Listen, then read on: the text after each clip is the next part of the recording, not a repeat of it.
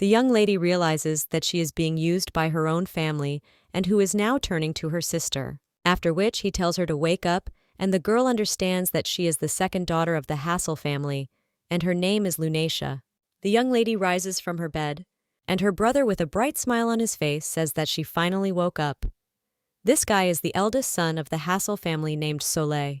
The guy then says that he has an important exam today, for the right to become a knight as their father wished, and he is obliged to pass this exam. So the guy now folds his hands and prays to the girl, for her to look into the future and find out the answers to the exam for his sake. The girl understands that this is a spoiled older brother who turns to her only when he needs something.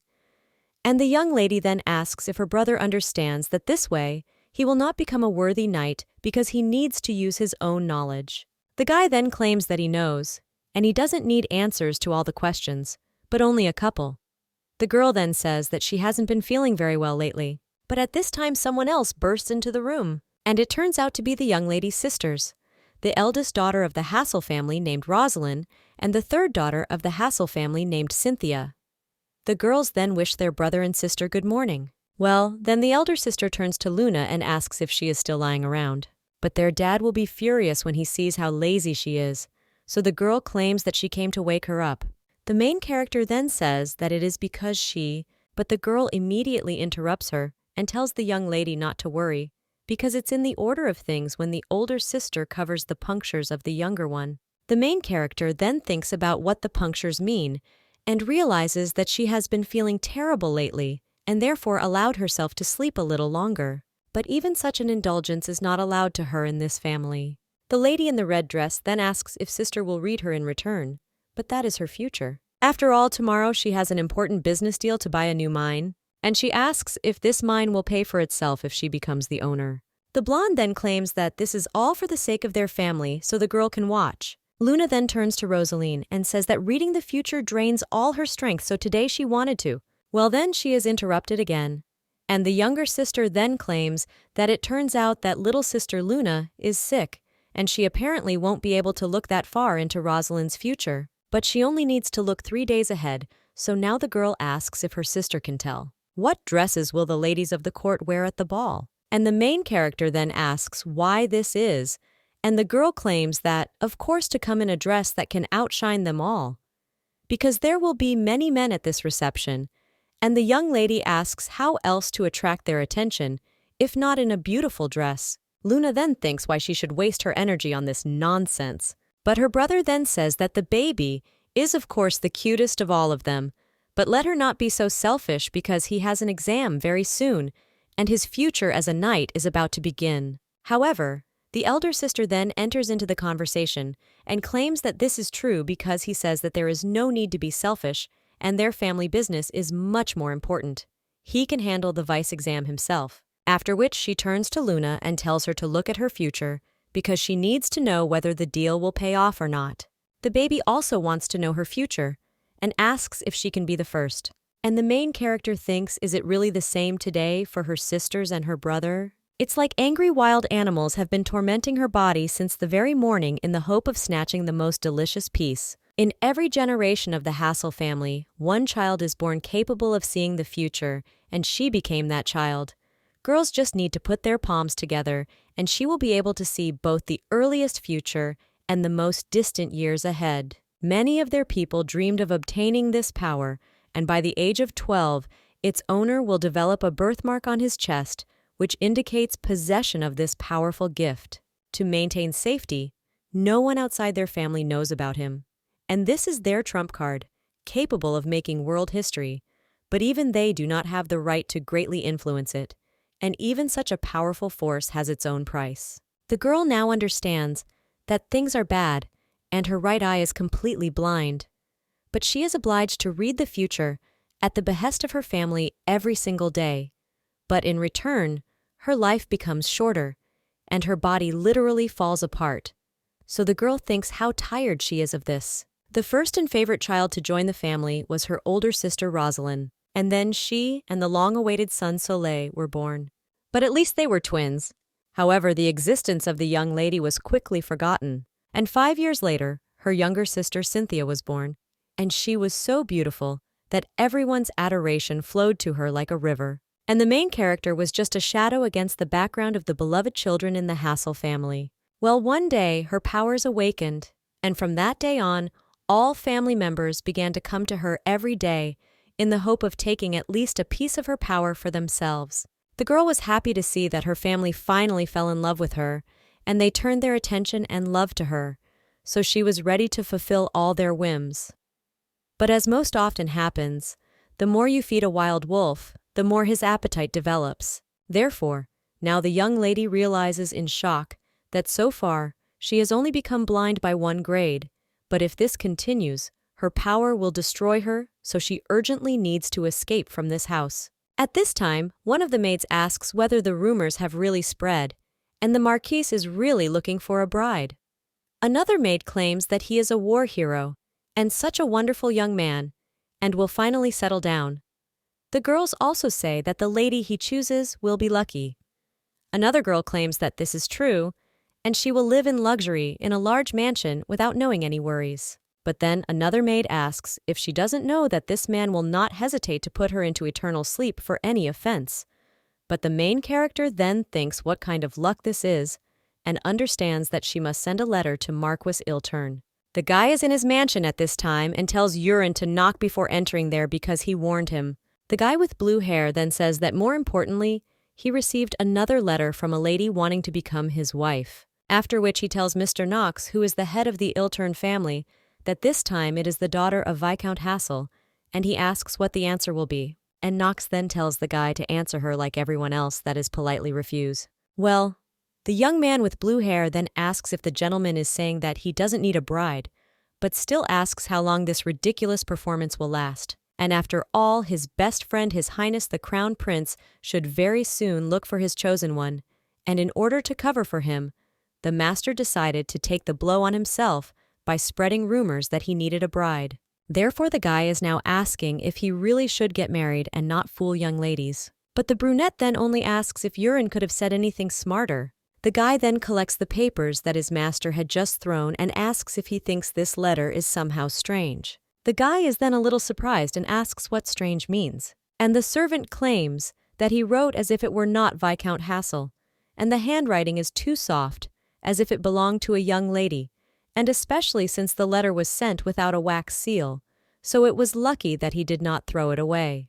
But the brunette then, a little surprised, asks if the servant wants to say that the daughter of the Hassel family herself wants to become his bride. The young man with blue hair claims that judging by the letter, the lady was completely desperate to take such a step. He wrote the letter personally, and it seems that she is really interested in him. Knox thinks a little after this, and after that he gets up from the table and tells the guy not to answer. And he replies how unusual this is. Then he asks if the gentleman wants to meet her in person, and the man tells him to laugh as much as he wants. But he says that it looks like this lady can relieve his boredom. At this time, the main character gets dressed and realizes that in the end she sent a letter to the Marquis, and she wonders what kind of answer she will receive. The young lady understands that this guy is a war hero named the Moon Eater for his military merits, but despite his great fame and the love of the people with the money received from his service, he built a mansion deep in the forest far from civilization. The title of war hero did not save him from the spread of various terrible rumors, and those who dared to behave impolitely in his presence, and the guy left them in the thicket of the forest to be torn to pieces by hungry wolves. They say that people could lose their arms and legs and in the worst case fall into eternal sleep. In addition, rumors spread that the Marquis was looking for a bride, and this began 3 months ago. The nobles who immediately heard the rumors began sending letters to the Marquis, with recommendations pay attention to their daughters, but he didn't like anyone. But the girl understands that no matter what he should like her. Otherwise she won't last long in this family, and now the maid turns to Mrs. Luna. Then he asks if something is bothering her. The girl then releases her gaze and says that no and everything is fine, and the woman claims that she heard her groom is coming to her today, and he wants to discuss the details regarding their union. The main character understands that besides her family there is another problem, and these are memoirs inherited from her ancestors. Anyone with the gift of divination in their lineage must continue to keep records. But as a child, Soleil accidentally dropped this book into a pond. Unknowingly, her girlfriend thoughtlessly used her powers, not caring about the consequences, and after a while, she was still able to restore the part damaged by water from the pages. It turned out that the maximum that the owner of the gift can afford is to use the ability once a day. And if this is strained, then ultimately the person can lose all 5 senses. This has already begun for the young lady because she gradually began to lose her sight, and her right eye can no longer see anything. So if everything continues like this, her life will be in danger. A couple of days ago, a girl sat on the floor in shock and thought that this must be part of the healthy lifestyle. The young lady, breathing heavily, wondered if she really risked losing all her senses. But she thought that her health had begun to deteriorate over the years. But was it really all because of her ability? Because in the end, she could go completely blind. When the young lady looked at herself in the mirror, she realized that she had never done this before. But then she puts her hand against the mirror and asks what awaits her in her own future. After which, the mirror began to glow, and the young lady then wondered why it was dark there. The girl understood that she didn't see, hear, or feel anything, as if she was in an absolute vacuum. And now she understands what it's like to feel nothing at all, and then wonder whether she will become the same. And is this really her future? The girl was terribly scared by this. And now she understands that she also said in her memoirs that if a person has already begun to lose one of his senses, then no matter how often he uses his ability, he will lose all 5 within a year. The girl then understands that since she cannot change her future in any way, and will be forced to live her life only as a beautiful doll on a shelf, then at least this time she has the right to live this year the way she wants, and in the end plunge into eternal sleep without any regrets. That is why the girl understands that she wants to leave this house as soon as possible. But suddenly someone scares the girl, and when the young lady turns around, she asks if it's Rondell. He is the boyfriend of the Ilaudi family and the Imperial Knight of the 2nd Division. Now he asks if the young lady was scared, and the girl then claims that it's possible to plunge into shock into the eternal machine, and therefore she asks him not to do that again. After this, the guy just sighs and claims that it's just a joke, and then asks if she was offended. But he was finally able to see his future bride, but she seems completely out of sorts. And the guy then sighs and says that Soleil and Cynthia were glad to see him.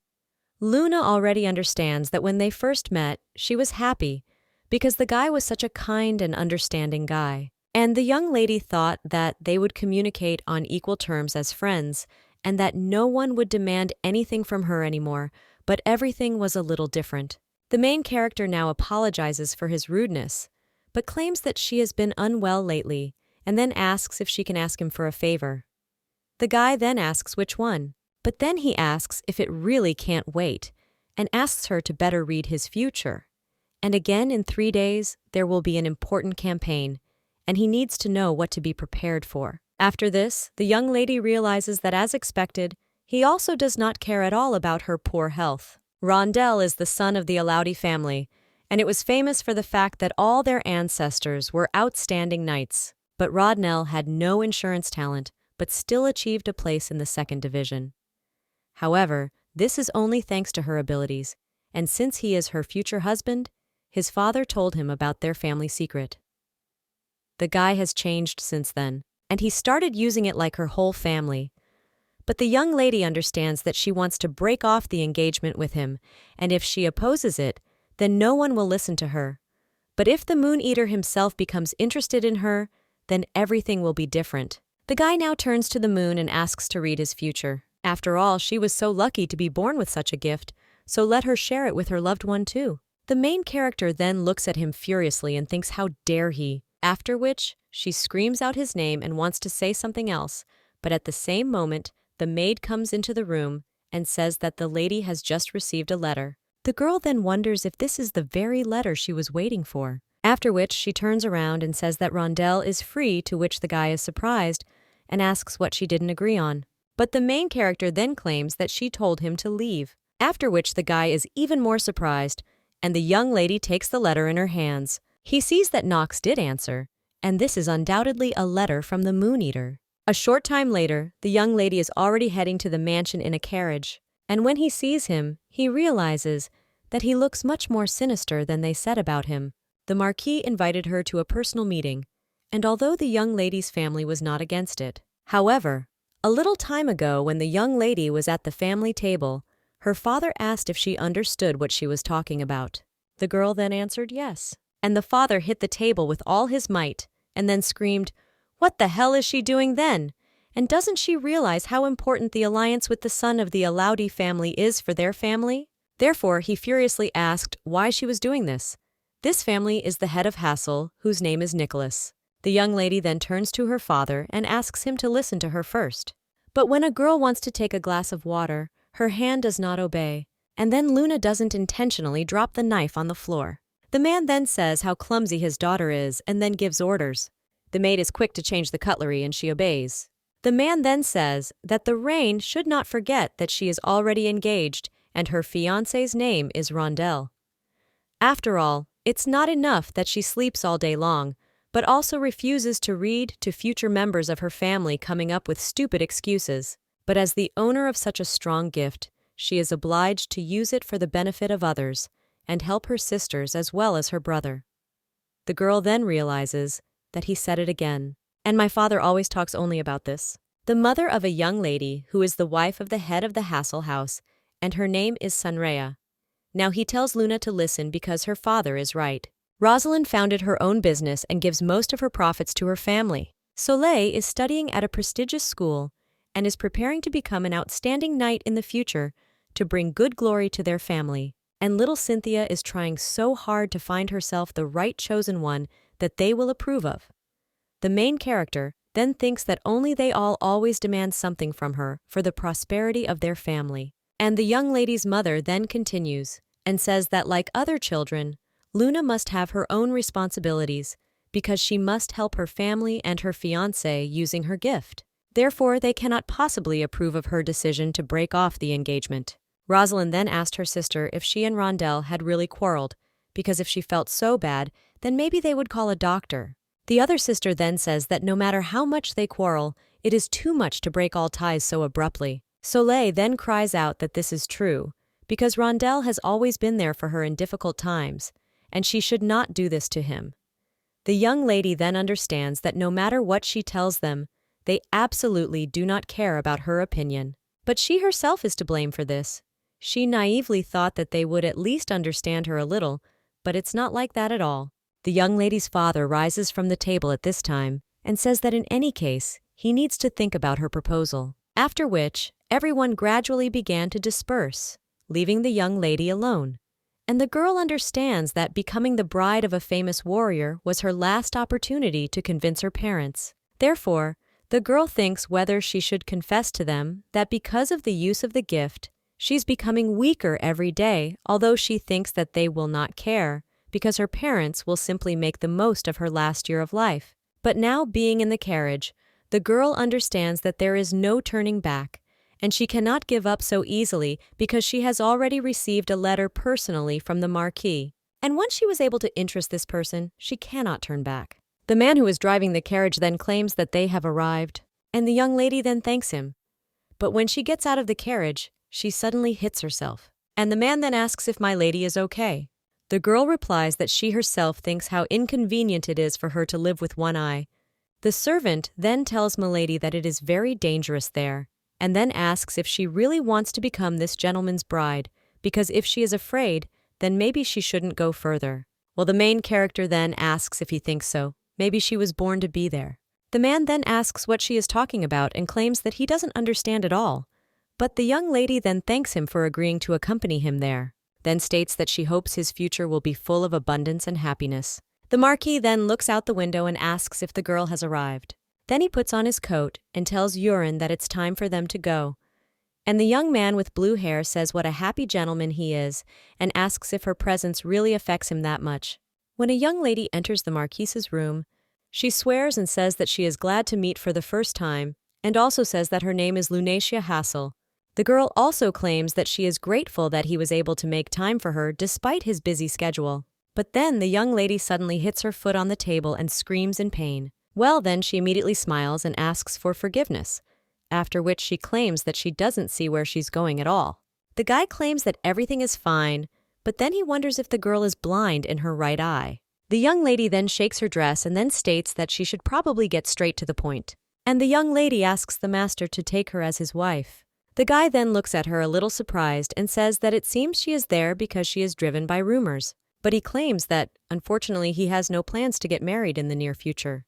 His younger brother already has a fiancée, and most likely, after the birth of the child, he will lose his place as head of the family, and he just had to start this rumor so as not to lose his post so early.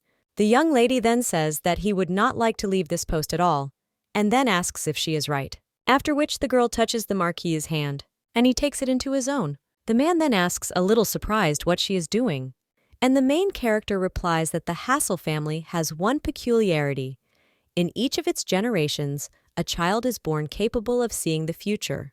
The Marquee is then a little surprised, and the young lady claims that everything the owner of the gift needs. This will be touched by a person's hand, and he will immediately be able to see the future near, or even very distant.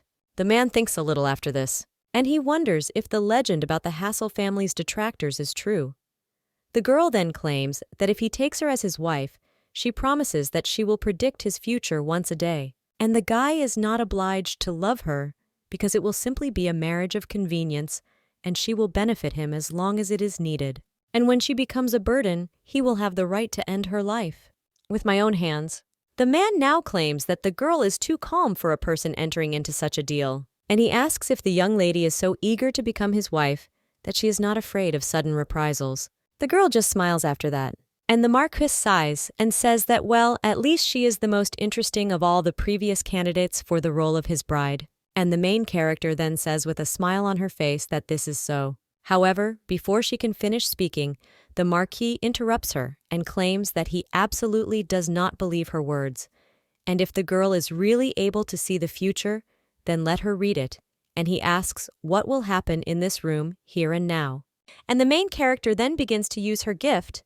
Well, when the young lady lets go of the guy's hand, she suddenly feels tired, and her strength begins to leave her. When the young lady comes to her senses, she asks to forgive her, and also states that when using the force, she feels a little tired in her body, but she will be fine, so don't let him worry. After this, the man is a little silent about the young lady claiming that now the maid will bring him tea, and perhaps she is new, so she will forget to knock and enter without his permission. But due to the uneven carpet at the front door, it will bend and fall. The maid will not be harmed because the Marquis's friend will have time to catch her, but some of it will spill, and the cup will break on the floor. Therefore, the young lady now claims that if he tries to straighten the carpet now, the future may change. Well, at the same moment the maid comes into the room and asks the gentleman for forgiveness, after which she claims that she brought him tea, but does not have time to finish her sentence before she stumbles over the carpet. The young man with blue hair then grabs her, preventing her from falling. And the main character then apologizes, but he claims that the future will turn out to be impossible to change. The brunette is a little surprised after this, and his friend too. Well, after that, the Marquis smiles and says that this is interesting, and also claims that he understood everything. And he claims that he is still not clear on how the young lady's ability works, but he claims that for now he believes her. The main character then thanks him for his trust, and at this time the Marquis turns to the maid and says that she will do the cleaning later, and he needs tea so she can go. The maid immediately agrees and says that she obeys and then leaves. And the Marquis then says that the young lady's gift is certainly very valuable. And if his memory does not fail him, then Viscount Hassel has 3 daughters and a son. And the second daughter of the family already has a fiancé, so now the man asks if this is true. The main character then wants to answer that this is not true. But the guy with blue hair then claims that he remembered, and the Hassel family promised their second daughter to the son of the Ilter family for the sake of a profitable alliance. The young lady is a little silent after that. Well then, she answers that everything is true, and she was engaged to Rondell Ilter. However, she has already filed a petition to break off their engagement. The girl understands that she has come so far and is not going to back down. And the brunette thinks a little at this time, and the young ladies claim that if she alone opposes this engagement, then no one will listen to her words, so she would like to enlist his support. And all because she never wanted to be a couple for Rondell. The Marquis and his servant then look a little puzzled. But then the brunette suddenly starts laughing, and she asks if everything was really so obvious and she just didn't want to be with him. The Marquise also says that apparently she disliked the son of Count Ilter so much that she decided to turn to him. The young lady then repeats the word disliked. But then he also smiles and says that you can say that the girl understands that if she leaves everything as it is, then she will no longer have a chance for a happy future. But if she is with him, then there is a chance that she can change it. The man then realizes that this young lady is full of determination, or her look shows that she is carrying the heavy burden of her past, so he is very curious. Well, the Marquee just sighs and says that he understands, and then claims that it took her courage to go against her family, and he has great respect for such people. Therefore, as a sign of such respect, he will take her as his wife. The main character then says that she is honored to be with the master, after which she bows and thanks him for believing her. The man then claims that in a few days he will transport her to his estate, but it is already quite late, so let her stay there for the night, and in the morning he will prepare a carriage for her, and she will go home. The main character then agrees, and the guy thinks that she doesn't seem to really want to return, because as soon as the conversation concerns her family, the girl immediately becomes gloomy and sad. After this, the Marquis turns to Urine and tells him to prepare the best room for Lady Hassel. The guy then replies that he listens and obeys, but when the master comes out, he says what an impudence he is because he has a lot of servants in his castle, and he ultimately places all the responsibilities on him. After which the guy turns to Lunatia and says that they can go.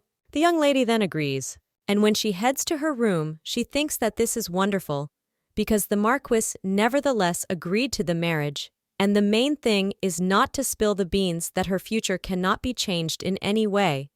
And at what price will it cost her to use the gift? Now she will certainly be free, and the girl hopes that she will like it there, but let her still be nervous. However, the Marquis turned out to be not as scary as rumors make him out to be, and yet the young lady thinks that tomorrow she will have to return home, and she is even interested in looking at the faces of her relatives when they learn the main news. From childhood, the girl wanted the simplest things and to be noticed and heard, but this remained her pipe dream. When the girl wakes up, she wonders where she is, but then realizes that she has returned home. The father was furious that she had left the house without their knowledge and locked her there, although they were only worried that they would be able to use it whenever they wanted. So now the young lady is claiming that their family ties are just fake.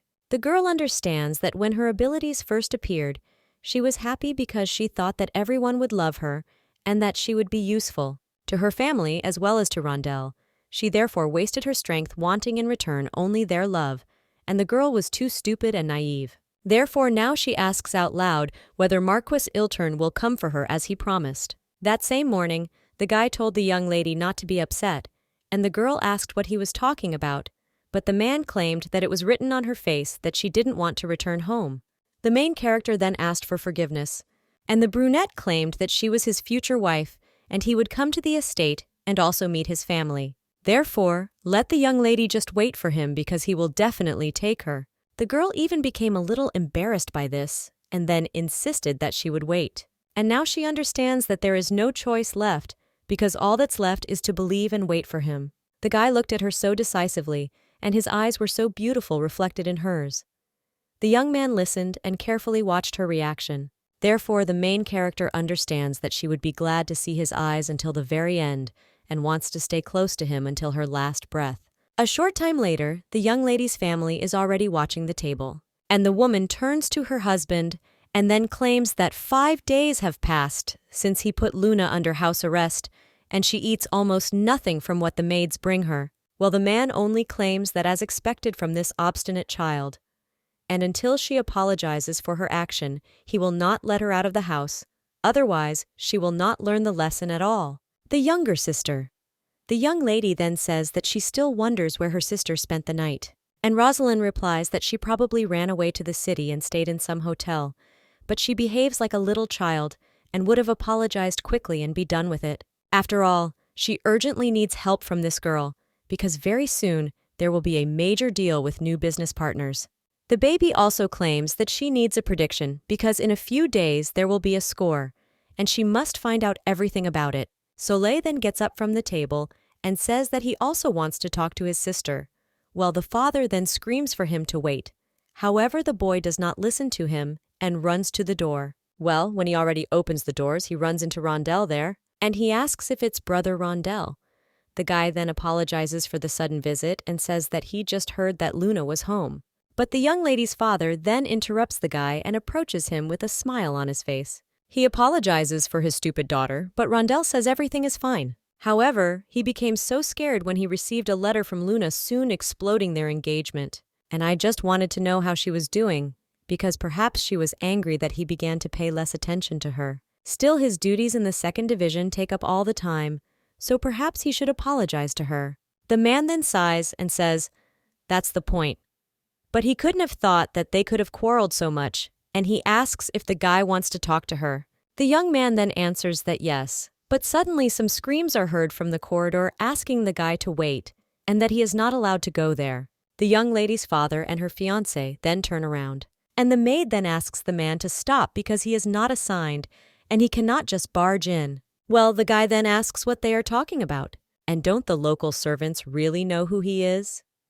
The brunette then turns to Urine and says that it's all because of him, because he said that to propose marriage you need flowers and the appropriate outfit, so he had to prepare for the visit for a long time. And the servant with blue hair then claims that he is a hero of the last war and is now known only as the Marquess of the Moon Eater and lives in the forest as some kind of hermit, so it is not surprising that they do not know his face. One of the servants then asks in shock if this is the Marquee the Moon Eater. But at the same time, someone runs into the corridor and screams in shock, how dare they show up at the Hassel mansion without due respect? After which, he also screams for them to leave his house immediately. But when a man sees this guy, he is immediately surprised. And seeing the coat of arms on his chest, he asks if it's really him. But the guy then interrupts him and asks Viscount Hassel for forgiveness for such a sudden visit. After all, they are meeting for the first time, so the guy introduces himself and claims that his name is Knox Ilter, and he is also a Marquee who is also the Moon Eater, and he came there to make the gray-haired Lady Lunatia become his wife. The young lady's father, then in shock, asks if he wants to ask for Lunatia's hand in marriage, and the young lady's mother then asks what he's talking about, but the guy interrupts her and says that he wants to take their daughter as his wife because he fell in love with her. And that is all. Well, Rondell then screams that this is impossible. After all, Luna is engaged to him, and she will never become the Marquise's wife. However, the young lady's father then turns to the guy and tells him to calm down, and the Marquis then claims that he must be the son of Count Alaudi. And after all, he had already contacted his father, and he agreed to break off the engagement. The guy then asks in shock what he is talking about, and the young man with blue hair claims that before coming to the Hassel house, they sorted out legal issues and had to contact Count Alaudi regarding his marriage to Luna. It's said that the man was planning an engagement to the daughter of the Hassel family, but if he really loved Lady Lunatia, then he would not interfere with his happiness. These words were written by Count Alaudi, and now a young man with blue hair smiling claims that such things are happening. Rondell then asks why his father did this, and the servant then claims that the fact is that Mr. Knox, as a war hero, has the right to interfere in the affairs of the Imperial Knights. The Ilter family has a much higher status than the Alaudi family, especially among the royal guard, and his father simply did not want to make enemies. And also, Lady Hassel personally told him that I never wanted to be a match for Mr. Rondell. But the guy then screams that this is a lie and Luna would never say that. Well, the Marquise then asks if he is so sure of this because in any case he left the preparation of marriage documents for later. After which he asks the maid where Lady Hassel is, and the woman then replies that the girl is locked in the pantry. But the Marquis then asks what locked means, and why do they treat their own daughter this way? She is blind in her right eye, and it is dangerous for her to be alone in the dark. But the man then asks what blind means because his daughter is completely healthy. The woman also claims that if something happened to their daughter, they would definitely notice it. The young lady's ex-husband then replies that exactly, and if something had happened to her, they would have known right away. And the brunette then realizes that no one notices her. Neither her fiancé nor her relatives care about her problems, and she herself no longer sees the point in complaining about anything. Therefore, the Marquis now claims that this is why she wanted to leave this house, after which he asks the maid where the young lady is being kept and orders her to take him there. The woman immediately agrees and tells the gentleman to follow her. When a guy leaves, the whole family looks after him, and the third daughter of the family looking at him thinks how wonderful he is. and this man is simply ideal for the role of her groom. The main character is in the pantry at this time, and understands that in the end, she is collecting things in anticipation that the Marquee will come and take her. But she has nothing else to do there. The girl picks up one of the dresses and thinks that she doesn't really want to take a lot of things with her. And before she was locked, she managed to take a couple of dresses from her room. And of course, she also took her memoirs with her. But then the young lady notices the brooch and realizes that Rondell gave it to her on her birthday last year, and the guy probably just asked the maid to buy any beautiful trinket to suit her taste. Everyone forgot about the young lady's birthday, and she received this gift only 2 weeks after it, despite the fact that she and Soleil were born on the same day. But the holiday and gifts were only for him. Now the young lady throws away this hairpin and then claims that she does not want to take it with her. The girl puts her memoirs in her bag, but does not understand what the noise is outside. However, at the same moment, someone sharply opens the door, which scares the girl. The guy asks how she is doing, and the young lady turning around is very surprised. After all, the Marquise came after all. And the guy, now with a bouquet of beautiful flowers, claims that he has come to pick up his dear bride. The main character then says that the gentleman came for her after all, but then asks why he brought the bouquet.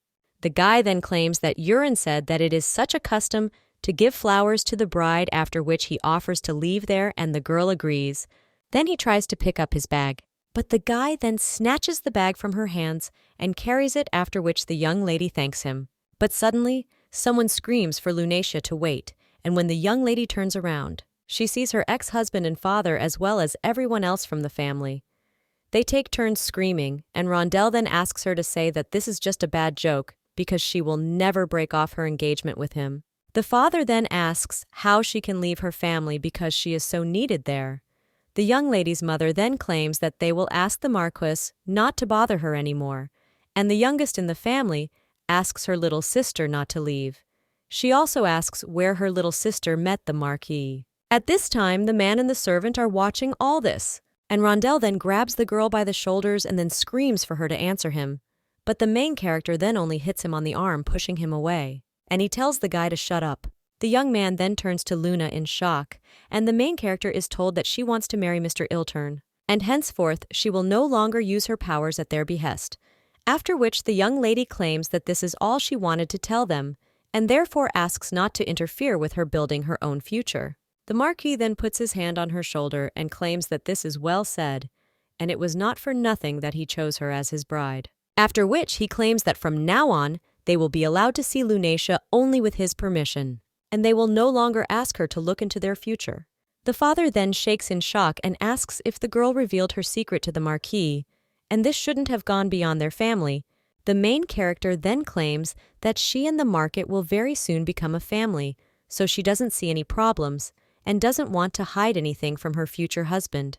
Rondell then screams that he understood everything, and the Marquis wants to take the girl as his wife only because of her abilities, after which he turns to the moon and claims that the man is simply using her and let it begin. Well, the main character then just turns around and claims that those who used her were all of them, and she has nothing else to talk to them about, after which she tells the master that it's time for them to go. And the guy just asks if the lady is sure, and if she wants to say goodbye to her family. Everyone else then expects this in shock, and the main character even then claims that for that minute, they didn't even notice that she was completely blind in her right eye, after which she bids them farewell. A short time later, a young man with blue hair happily claims that they have arrived. He welcomes sweet Lunacia to the Ilter family residence. And the main character is then only surprised and says, "What a wonderful bedroom it is." The guy then reports that they put the bouquet in a vase with water and had to prepare for her move in a hurry. Urine also claims that her personal maids will come to her a little later, and the girls will have a good rest, because we have suffered so much these days, and also let her convey her wishes about dinner to the maids and ask them to prepare a warm bath. The young lady then turns to the gentleman and thanks him, but asks to listen, after which she claims that she is obliged to predict his future once a day. Starting from that day, the guy then replies that yes, he remembers about their deal and concluded it because her gift is very useful, but he claims that she does not have to predict his future every day. The young lady is a little surprised after this and asks what he is talking about. Well, the guy just raises his hand and claims that if he needs something, he will ask her about it himself. But now, he doesn't need anything from her. After which he claims that on this note, he will leave her and tells Urin that they will go. The guys then agree and wave his hand as if saying goodbye, and the young lady remaining in the room realizes that she is alone again. The girl understands that their agreement was based only on her abilities, and she was given such a luxurious bedroom without demanding absolutely anything in return. And the young lady thinks that it's not scary if she doesn't predict the future for him every day. But unlike her father, this guy does not believe that she should fulfill her duty every day, and the young people understand that she will no longer have to indulge the selfish requests of her sister's brother and Rondell. And all this thanks to the Marquee. But he is always so kind to her, although his gentle character runs counter to his menacing image. The girl understands that now fortunately she can hear him, but very soon the day will come when she will no longer be able to hear his kind words. The man is heading down the corridor at this time, and the servant then turns to him and then asks why the gentleman is so kind to Lady Lunatia, and was it really possible that his cold heart finally put him under women's charms? But what luck this is? The brunette then asks what he is talking about, and the young man with blue hair claims that he has now settled down, but before his retirement, he never refused female attention. And during the war years, even the ladies from the brothels gave him the nickname Holy Knight of the Night, although for him it was too vulgar. And when he learned from their colleagues what they called him, he almost died of laughter. Well, the brunette then tells the guy to quickly shut up because all these are bygone days, and if Lady Hassel finds out about this, the guy will lose his head. The young man with blue hair then says what a terrible gentleman, but he claims he understands and will keep his mouth shut. The guy says that although the past is quite difficult to forget, and then the Marquis was literally covered with red liquid every day by his enemies, and his comrades plunged into eternal sleep one after another. And now he only has problems with his younger brother, but even this is no longer so important because he will have his own family very soon. Yes, the guy then asks what family means, and he understands that he could not leave Miss Hassel to the mercy of fate, and she was forced to obey her family from long before her relatives, since they raised and supported her all her life. But the girl herself decided to take such a desperate step and offer herself to be his bride. Despite all her determination and endurance, he noticed how the hand holding the bouquet was trembling with fear, and for the first time he felt such a strong desire to protect someone. A little time later, when the Marquise is already on the street, someone runs up to them and screams that something bad has happened. The brunette then asks what happened, and their squad was recently sent to explore the forest, but he returned alone and looks terrible. The knight then begins to explain the situation, and at this time, the main character is already greeted by the maid and says that she is glad to meet the mistress, and from today she is also her personal maid. The girl also says her name is Sierra, and she will be happy to serve her. The young lady then thinks about the word servant and realizes that there have always been many servants in the Hassel house. They worked hard every day to serve her family, but she did not have such luxury.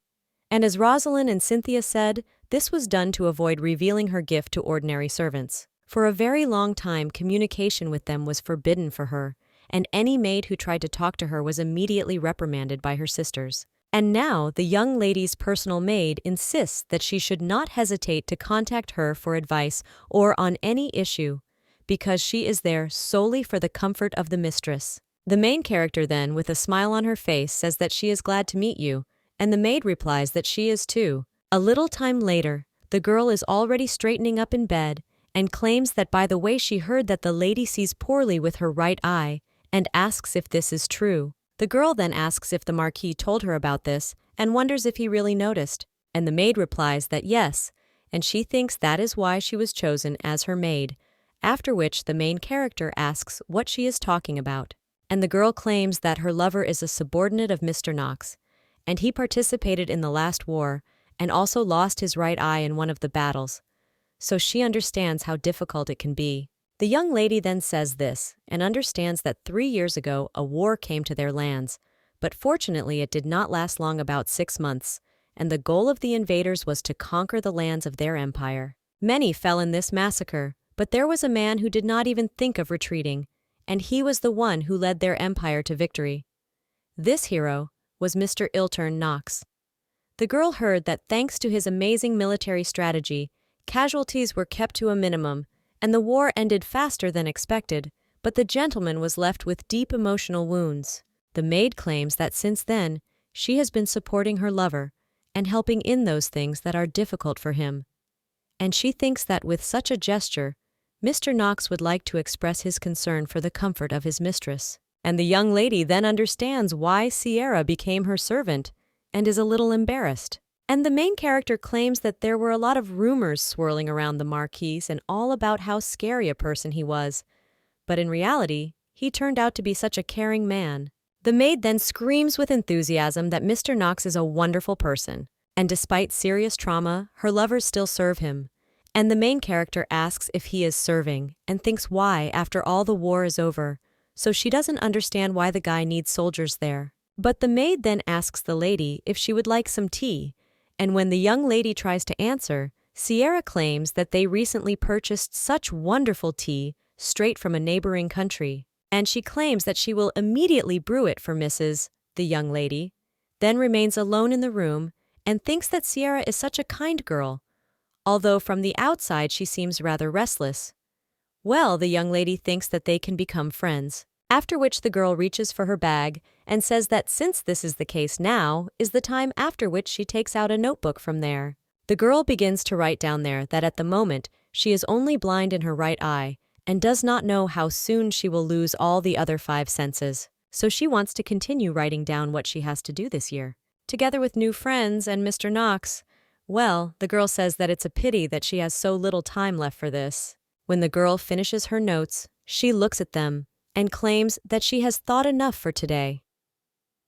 As a result, she wrote down everything she put up with in her family's home to create new memories before she falls into eternal sleep. But now she claims that the maid went to make her tea, but she's still not there. However, when the main character goes out into the corridor, she sees Sierra desperately sitting on the floor. So she immediately runs up to the girl and asks what happened, and if she's okay. The boy with blue hair then tries to explain the situation, and the maid compliments him and claims that her beloved Robert has disappeared.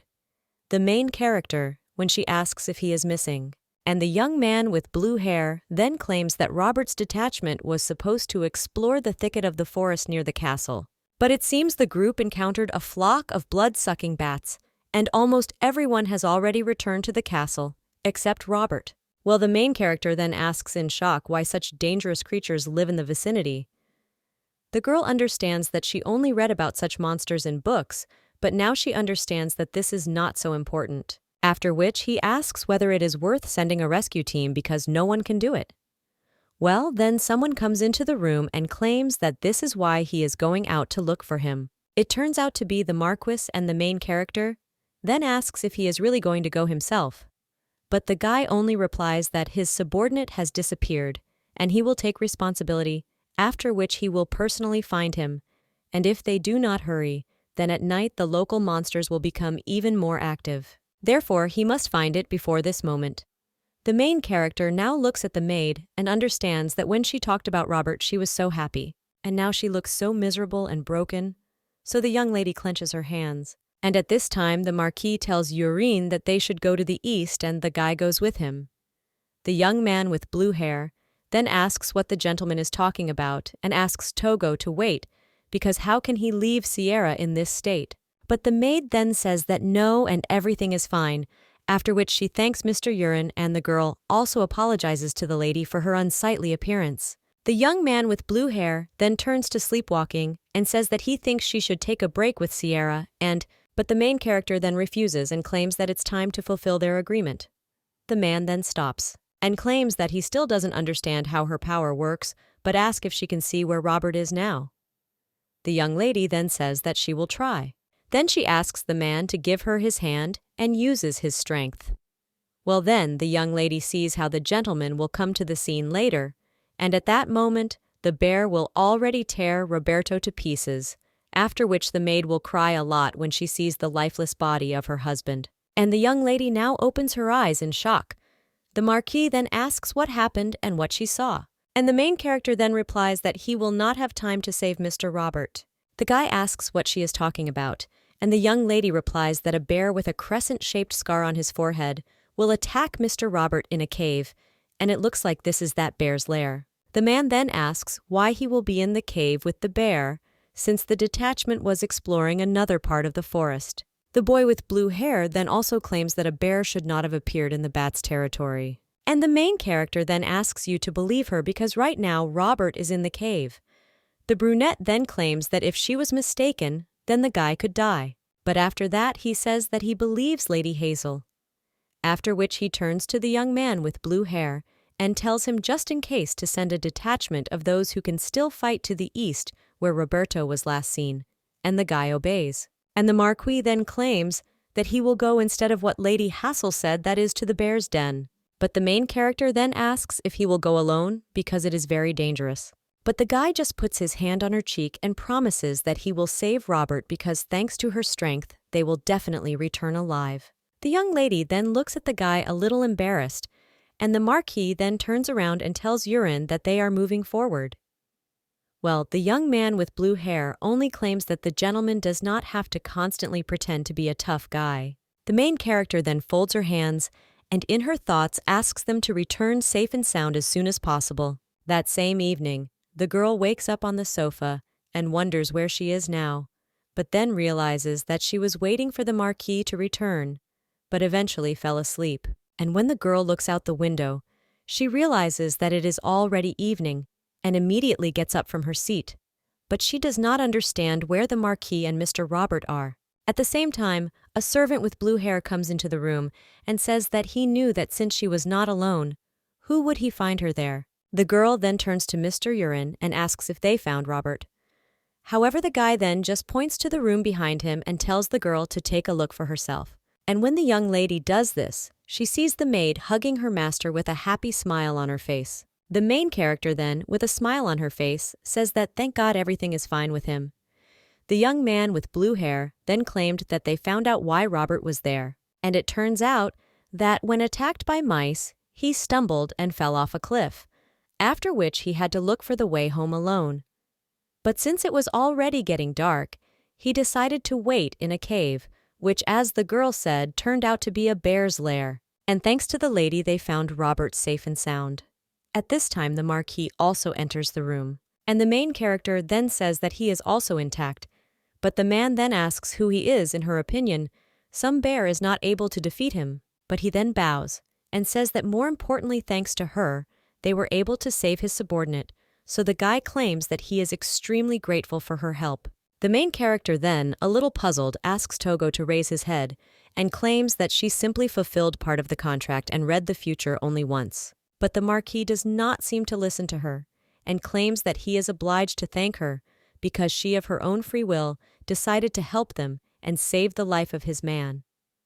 After this, the guy turns to Lady Hassel and says that they couldn't have done it without her, so he thanks her. The main character then looks at him a little surprised and realizes that in her family she had the responsibility of reading everyone their future, and her strength was taken for granted. No one thought to thank her for this, but her abilities helped save someone's life, and for the first time, the girl heard sincere words of gratitude. So it's so nice. The young man with blue hair then claims that Sierra and Robert do not know about her gift well.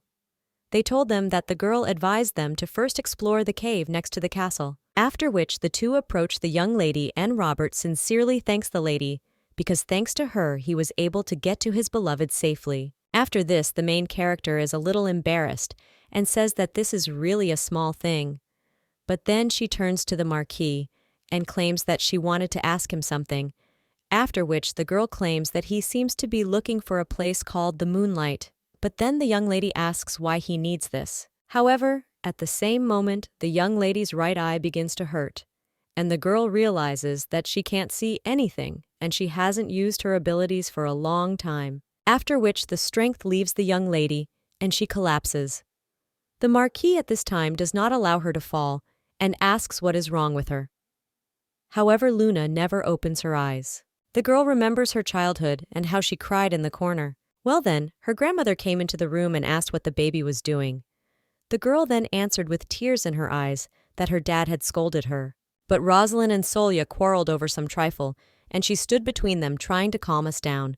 My sister pushed her away, and she accidentally bumped into Cynthia.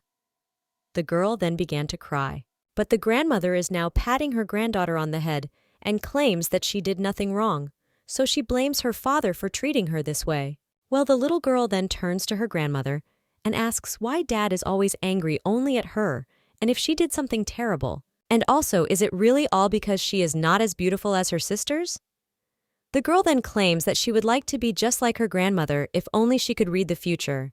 Then everyone would love her. The woman then hugged her daughter and claimed that she no longer wanted to use this gift and would no longer read future readings no matter who asked her to do so. After all, this is not a gift at all, but a curse for their family. And the baby will definitely find those who will love her for who she is. After which, she tells Lunacia that she loves her very much, even without this gift, so they ask her to remember this. The girl now understands that her grandmother was the only one who sincerely loved her, and she left her her memoirs as a farewell. And sometime later, she plunged into eternal sleep from illness, and after she plunged into eternal sleep, her abilities awakened.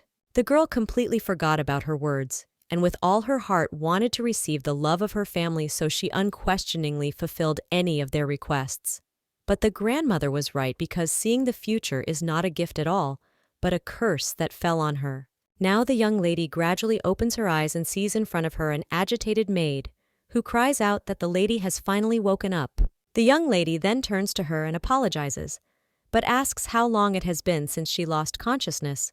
Sierra then says that about 3 hours passed, and the lady fainted right in the arms of Mr. Knox. After which he brought her there, and the main character, a little surprised, asks whether the Marquee carried her in his arms. The maid then replies that yes, and he brought in the mistress, conditionally the princess. After such words, the young lady is a little embarrassed and asks why, because her face is already crying from embarrassment. Sierra then says that about her lover, she wanted to express her gratitude in person in front of the mistress, or now the maid is bowing. The young lady then says that there is no need to thank her because she didn't do anything like that. But Sierra then enthusiastically says that she and her husband will do everything possible to repay her kindness. But first, they need to get the lady in order because Mr. Knox is expecting her at dinner. The main character then asks that it's already quite late, and he wonders if the guy has been waiting all this time to have dinner with her. At this time, the maid, with a smile on her face, points to the dressing table and tells the lady to sit down. The young lady agrees and does so. A little time later, she already goes down to the dining room, and when the Marquis sees the girl, he asks if she has woken up and how she is feeling. The main character then replies that yes, she was just tired during the day. That's why she fell exhausted. The girl also says that the gentleman had to wait for her, so I apologize for the inconvenience, but again does not answer that everything is in order, after which he tells her to sit down. After this, the maids begin to serve the table, and when the young lady tries one of the dishes, she says that it is very tasty. The brunette then replies that he's glad she has an appetite. And the young lady then realizes that the food there is much better than in the Hassel house, and therefore she should properly enjoy its taste before it disappears. The Marquis then says that the girl is enjoying her food so much. And he immediately remembers one of his subordinates, and this guy's family ran a farm, so even at the height of the war, he ate any food that was given out with special pleasure. But unfortunately, this guy was wounded by poisoned arrows, and before falling into eternal sleep, he asked to be spared his suffering. The main character is now cutting a piece of meat and asking if he has decided to fulfill his dying request. And the guy replies that yes, and as in the case of Robert, he will fight for any life that can still be saved. But if there is no way out, then nothing can be done. After which, the Marquis turns to Miss Hassel and claims that she seems to have said that he could put her into eternal sleep if he no longer needed her. Therefore now the guy asks whether even after his story she is sure of her words. The young lady then replies that she is confident and did not doubt her decision, and also thinks that this outcome will be the most correct because she is fully aware of everything, so she is not so scared. Because the Marquis turned out to be such a kind person there. The guy heard this and is a little surprised and embarrassed, after which he looks away and claims that he allows himself too much in relation to her. The main character then did not hear what he said and asks what happened. But the guy then only claims that everything is fine, so let her not pay attention. Well, more importantly, he should apologize to her. The main character then asks if he wants to apologize and for what, and the guy then answers that, and when he moved her to the bedroom, then he saw an open book on the table and glanced at it. The girl is then very embarrassed and asks if he saw what was written there. And the guy raises his hand and claims that he only read the open page, after which he apologizes for this, but claims that he did not read anything shameful from there, and that she is even taking notes very nicely. The girl then asks if it's cute, and the Marquee, looking at her, expresses that he thinks that the young lady is just like a dog. After which he claims that if he is not mistaken, then it was written that she would like to see a lot of beautiful landscapes. So after dinner he would like to grab her somewhere, and the young lady asks what he is talking about. The guy then claims that he wants to show her a beautiful landscape, and a little time later, they are already in the middle of the forest. The girl then tells the Marquee to listen and claims that in such darkness they will not see anything. The guy then claims that in this forest neither the moon nor the stars are visible, but there is something that he wants to show her. And when they walk a little further, the girl looks at this beauty with admiration. After all, in the middle of the forest, there are many fireflies, and the main character claims that they are so beautiful and then asks what they are. The Marquee then states that this insect is called the moon firefly. They gather in groups and only go out at night, after which he asks if it is beautiful. And the young lady with a smile on her face replies that it is very beautiful, after which the guy smiles. He claims that these fireflies are closely related to the moonglade she asked about. And this clearing is known for the fact that the grass growing there has special properties. And there is a legend that the clearing is located in this forest and the grass growing on it can work miracles.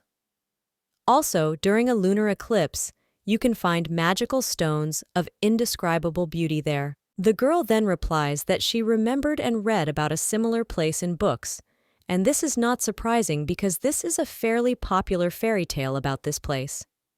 The brunette then claims that he is actually looking for that clearing on the orders of the heir to the empire. The young lady then asks if the future emperor himself really ordered him to do this, and now the girl understands why this guy settled in this forest and even took his subordinates with him, because he not only lives here, but he is entrusted with an important mission.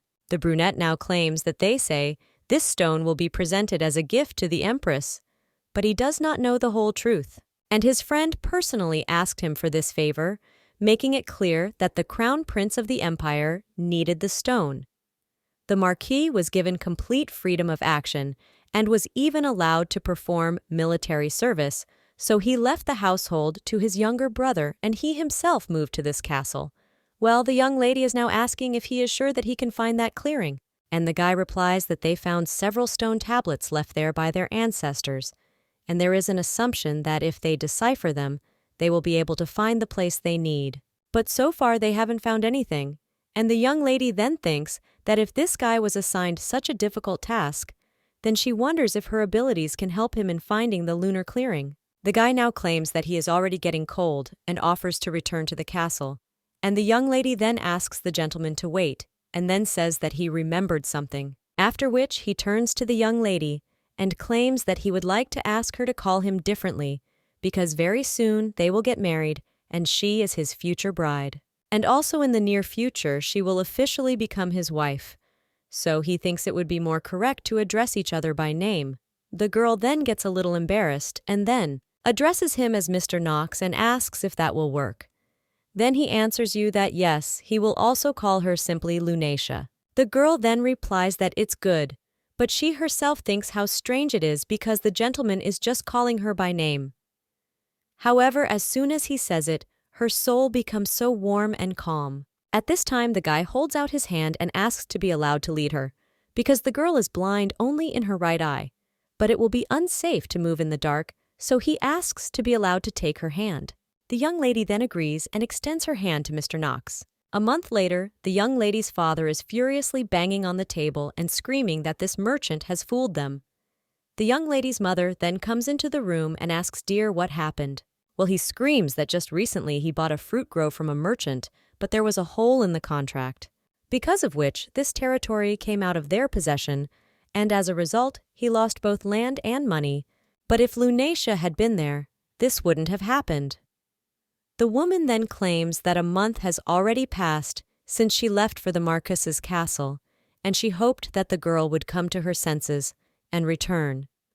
But it turned out not to be so. Soleil's grades deteriorated noticeably, and Cynthia stopped attending social evenings. Only Rosalyn is doing well, and despite the absence of Lunacia, she is making progress in her business and does not incur any losses. Well, the man is now screaming that they also broke off all ties with the Ilter family and all their troubles because of the behavior of this stupid girl, because she so wants to make their family unhappy. Rosalyn stands outside the door at this time and is silent, after which she decides to leave. Well, then one of her subjects meets her in the corridor and says that he has finally found the lady, and then claims that he brought her a sales report for the month, as she asked. The girl then tells him to give her this report, and the guy hands it over. But when the woman sees that everything is not very good, there she squeezes this paper and claims that this cannot continue, and she needs to see her future again. A month has already passed since Lunacia settled in Mr. Knox's castle, and now she runs to her future husband a little excited. The guy then asks if something happened, and the young lady asks to be allowed to read his future before the expedition, because he could get into trouble if she doesn't. However, the guy then says that there is no need, and they will manage without it, because today they will head along a safe route, and unforeseen situations should not arise. But the girl helped them yesterday, because thanks to her they avoided meeting the wolf, and no one was hurt during the entire expedition. Well, the young lady then asks, what is their agreement? But the guy then just puts his hand on her cheek. And she asks if he didn't tell her that he wouldn't stick to it.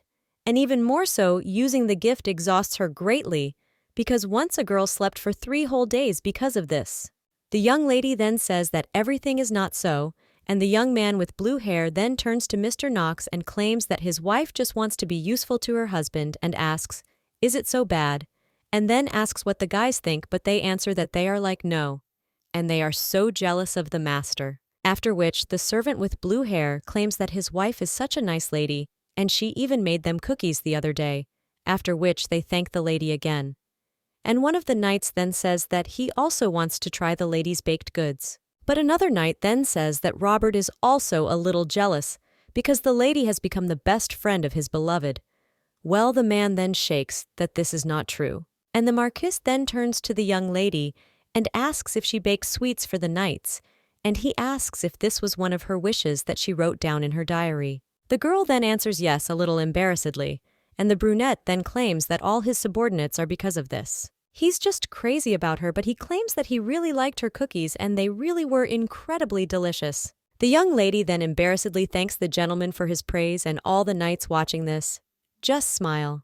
But when the Marquis turns around, they immediately turn away, and one of them claims that they should try harder this time too. The young man with blue hair then turns to the cutie Lunacia and tells you not to worry, because today they will not look for the moonlit clearing. And they received an order from the Crown Prince to explore the territory where there are useful resources, and there should be no monsters there. The young lady then remembers the prince and realizes that he seems to be on good terms with Mr. Knox. And at this time, the Marquis gets on his horse and says that they are leaving, after which the young lady says that she will wait for Mr. Knox and also tells him to be careful. A short time later, the young lady is already in the kitchen and preparing something. The girl understands that such wonderful people live in this castle, and unlike the Hassel house, every day spent there is like a holiday for her. The maid at this time turns to the mistress and says that they have lit the stove as she asked. The girl then thanks her and asks her to prepare a baking tray. She understands that she really wants to pay these people for all the kindness that they show to her, so she decided to help them find the lunar clearing. The girl tried to look at Mr. Knox's future in a year, but she couldn't see anything, because it was so blurry that she couldn't really understand anything. After that, she slept for about 3 days, and when she woke up, her right eye was completely blind, and now she cannot see far into the future. However, the girl understands that she sees those nearby without any problems, despite the fact that her right eye cannot see at all, but she remains surprisingly calm. The girl does not know how soon the master will notice that she is gradually losing the ability to feel and how he will react to this. But then the maid suddenly makes a strange sound, and the young lady asks what happened. And Sierra then claims that her beloved recently brought these berries from an expedition, but they turned out to be so fresh, so she thought that they could use them in cooking. But these berries are so sour that they are impossible to eat. The main character then takes one of the berries in her hands and asks if they are really so sour, after which the girl puts this berry in her mouth, although the maid tells the lady that it is not necessary. However, when the young lady tries it, she is surprised. The crown prince of the Sunrat Empire named Gendel is sitting at his table at this time. At this time, a raven flies into the room, and the young man with green hair then asks if this is a message from the Moon Eater himself. Although he is sure that this letter was sent by Urin, after which he unties the letter from his paw and reads it. It says that the search is going according to plan and a full answer will be provided later. But reading one of the lines of His Highness, he is shocked, and he cries out, "Does Nox really have a bride?" When he reads further, he realizes that according to Urin, the Moon Eater is happy with her. And the guy then, with a smile on his face, realizes that he has not received such wonderful news for a long time. But it seemed to him that these were just rumors about the guy really finding a bride. Therefore now His Highness claims that he simply must see such a wonderful lady in person. A short time later, the Marquee asks if Lunacia is really unwell, and the maid then replies that yes, since they prepared the sponge cake, the mistress began to behave strangely. She no longer wants to cook sweets and stopped drinking her favorite tea, and the young man with blue hair then claims that if you think like that, then from that very moment, the subordinates also stopped receiving sweets from the cutie Lunacia, and they still walk around like they've been lost. The Marquis then says that, in addition, she began to eat much less even at dinner, and the maid is now asking if the mistress is in pain, so she cannot eat normally. The guy understands that for the last few days, he has been busy with documents, and he did not have any time to be alone with Lunacia, after which he claims that he understood everything and will try to figure it out himself. But first he wants to see her in order to see for himself in everything. After all, it is his duty as a husband to be with his wife in difficult moments. The young man with blue hair then says, "Keep it up," and asks if you, sir, woke up that same womanizer known as the Holy Knight of the Night, because he didn't think that he would show this personality of his so soon. But the brunette then only tells his subordinates to shut the door, otherwise he will kill him. And that is a thing of the past, and he was also young and stupid, so it's time to forget about it. Urin then begins to whisper with the maid and claims that in those days the gentleman was still a womanizer, and Sierra then tells the guy to stop reminding the gentleman of the abbot because he will very soon become a married man. After this, the Marquis only gets angry and asks if he is already gossiping with Sierra. But the guy then says that he is interested in watching how cute Lunacia makes the gentleman happy. And the guy then thinks what happy means. After which he understands that when he and she looked at the fireflies, the girl seemed very happy. Therefore, maybe if he finds out what she wants, he can make her happy. The maid at this time asks if the lady needs a change of scenery and says, how about a walk into the city just for the two of them? After all, this way they can spend time alone and, well, then someone interrupts the maid's words because someone is knocking on the room. The brunette then answers that maybe, after which he tells the one who knocks to come in. After this, the maid opens the door and asks for forgiveness, but tells the master that an important guest has arrived. Well then, His Highness crawls out behind the maid and claims that she is wrong here because he is rather an unusual guest. The man then asks why Gendal came today, and the guy replies that he actually missed him, and besides, Urin sent him some rather interesting news. The Marquis then asks what the guy told him there, and the young man with blue hair says that Mr. Gendal hasn't received anything like that from them for a long time. Introduce it, so he thought of giving him a mini report on their successes. But the brunette then claims that he, it seems, did not ask the guy about this, but the young man replies that he is not his slave. His Highness then claims that he actually came to see his old friend and his new bride. Therefore, now the main character in shock asks if the Crown Prince really wants to meet her. The Marquis then replies that yes, he is already waiting for her in the living room. The girl then realizes that His Royal Highness Prince Gendal von Lesenras is the beloved Crown Prince of the Empire and the only child of the royal family. Although he is not freedom-loving enough, he is very smart and loves to communicate with everyone, thanks to his unconventional thinking. By his age, he has achieved outstanding results in political affairs. and the girl is now wondering if the prince really wants to see her. The Marquee at this time says that if she doesn't want to, then he can drive him away. But the main character then claims that he is of royal blood, so that's not possible. But the brunette then he answers that it's possible with him. And the young lady then realizes that she and Mr. Knox are old friends. And I wonder how long they have known each other, because if his close friend wants to see her, then she will still meet with him. Therefore, now the young lady refuses and asks to give her a little time to get herself in order, because she does not want to disgrace the name of Mr. Knox. Therefore, I am obliged to greet the Karaganda resident properly. Brunette then claims that if she wants it so much, he won't stop her, but then he wants to say something else. However, she just turns around and says that it's okay if she gets tired of him. Then let her tell him right away and he'll just throw him out into the forest in the Olcombe. Luna just smiles and says that she understands.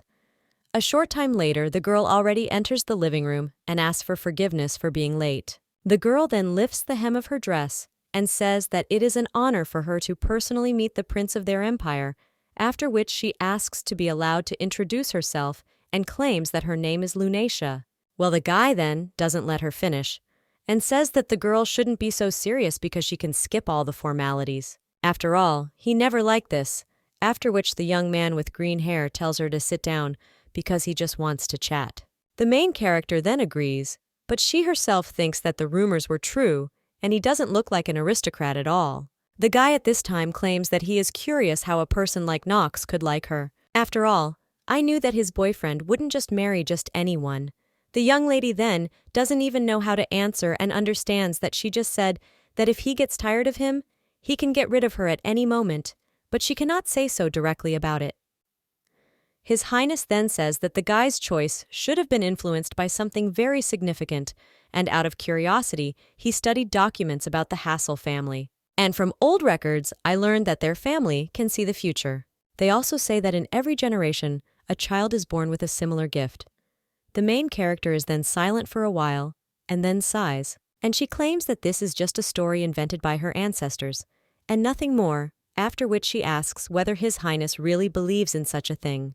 But the young man claims that they will start with the fact that he ordered Knox to look for the lunar clearing, which is a place known from legends, and if Lady Lunacia really knew how to read the future, then he would not be surprised that it was she who became his bride. The main character then tells His Highness that, let's say it's true, but after that, she asks what then. The girl understands that their family specifically hid their abilities from the royal family because they did not want to influence the future of the empire, so she must behave very carefully. And the young man with green hair is now claiming that if the path were true, then Lady Lunacia would be in great demand. And he would even suggest that she give up Knox and become his wife. The main character then asks in shock what he is talking about, and Urin at this time screams to His Highness that this cannot be done. The young man with green hair then asks with a smile on his face if the guy is eavesdropping, and the servant then claims that someone like him needs an eye and an eye. And after all, Mr. Knox finally found himself a bride, and he was going to take away his happiness, and this is not manly. After which he asks Mr. Knox if this is true, after which the guy enters the room and claims that he has chosen her as his future wife. Therefore, it is wrong to refuse it like this. The girl then claims that she didn't even think and understands that all people need from her is her abilities, but next to the master, she finally knew happiness. His Highness then says that at first he did not believe the letter that Urin sent him well. Who would have thought that his old friend would be so obsessed with one woman? And this is so unlike Knox Brew. No then turns to Gendel and says that his long tongue is the right path to the wolves on the street.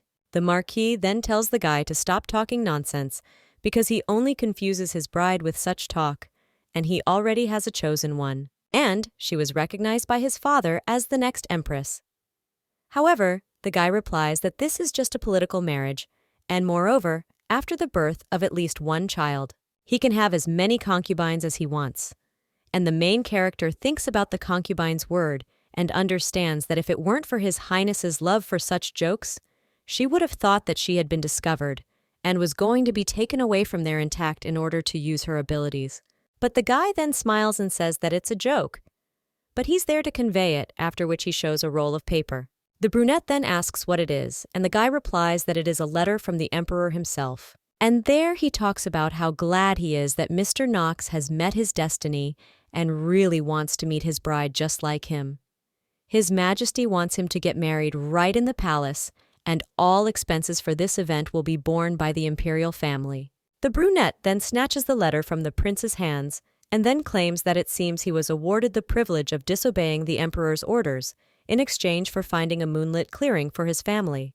But the young man with green hair then claims that such an offer will not be refused, and besides, if they do not get married, then the Hassel family will. He will continue to behave shamelessly as well.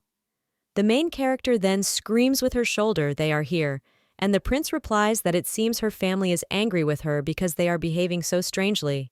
High society still cannot believe that Mr. Knox has a fiancée, but it seems that Viscount Hassel does not care because he is used by his position and trumpets everyone that their house is under the protection of the ill-turned family. The main character then asks what they are talking about, and the Marquee then claims that this man is deliberately causing a stir by saying that he gave his beloved daughter in marriage. Although relatives are required to spend a lot of money on preparations for the wedding, the young woman with weak hair continues her master's speech and claims that he said that he didn't need it and they took advantage of the moment. And apparently I am attracting attention to myself using the position of the Ilter family.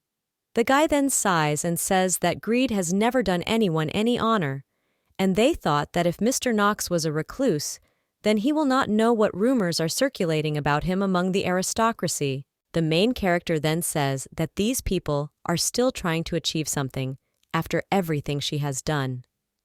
The girl had no idea that they were capable of such a thing and thinks what kind of nonsense they are talking about and calling them their beloved daughter. But all they constantly wanted from her was a prediction, and this feigned love is very annoying. The Marquis then turns to Lunacia and says that she has nothing to worry about because he will personally deal with them. The young lady then claims that she wanted to be useful to Mr. Knox, but in the end, they bring him nothing but trouble. His Highness then says that if they decide to get married, the bride's family must be present, so it is necessary to show at the ceremony that the lady is sleepwalking. She cut off all ties with her family, and that Mr. Knox is not going to cover the Hassel family forever, and if they have a wedding in the palace, their family will simply be beside themselves with rage. The boy with blue hair then replies that this is a good idea and they still have to teach them a lesson. And he also thinks that Lady Lunacia's ex-fiancé will also arrive at the ceremony. And the prince then replies that if that's the case, Mias Willow will begin there, and he can't wait. The young lady then realizes that the prince has learned everything about her and starting her disgusting relationship with her family, ending up with a divorce from Alaudi's son. Therefore, you really need to be very careful with him. The guy is now asking if they will agree to hold the ceremony in the royal palace. The Marquis then says how much of a hassle this is, but claims that he thinks they should agree. However, he says that if Lunacia does not want to see her family or Mr. Alaudi, then they will find another way to shut them up. The girl then realizes that she really does not want to see them, but now she answers no, and claims that she agrees with His Highness. After all, despite the fact that she has severed all her ties with the past, she is ready to meet him again face to face. The guy then laughs and says what a wonderful answer this is, so he thinks that the ceremony will go off with a bang. Then he claims that he will discuss all the nuances with his father and tell her the expected date, after which the prince kisses the young lady's hand and asks Lady Lunacia to take care of his idiot friend. However, the Marquis at the same moment looks at him with a furious look and says that the guy seemed to be planning to get the hell out of there. But the young man with green hair then says what an evil friend his friend is. Then he heads to the exit and waves one last time. The Marquis then puts his hand on his forehead and sighs, and the main character at this time realizes that she hasn't seen her parents for a long time, but she can't be more helpful from using the gift. She is gradually losing her sight and has already begun to lose her taste, so the girl doesn't understand. They'll think, did they even for a second how much pain they caused her? The girl then understands that she does not want to reveal the truth to them, and is sure that she will not receive even a drop of compassion from them. But very soon she and the gentleman will get married, and this is what is important now.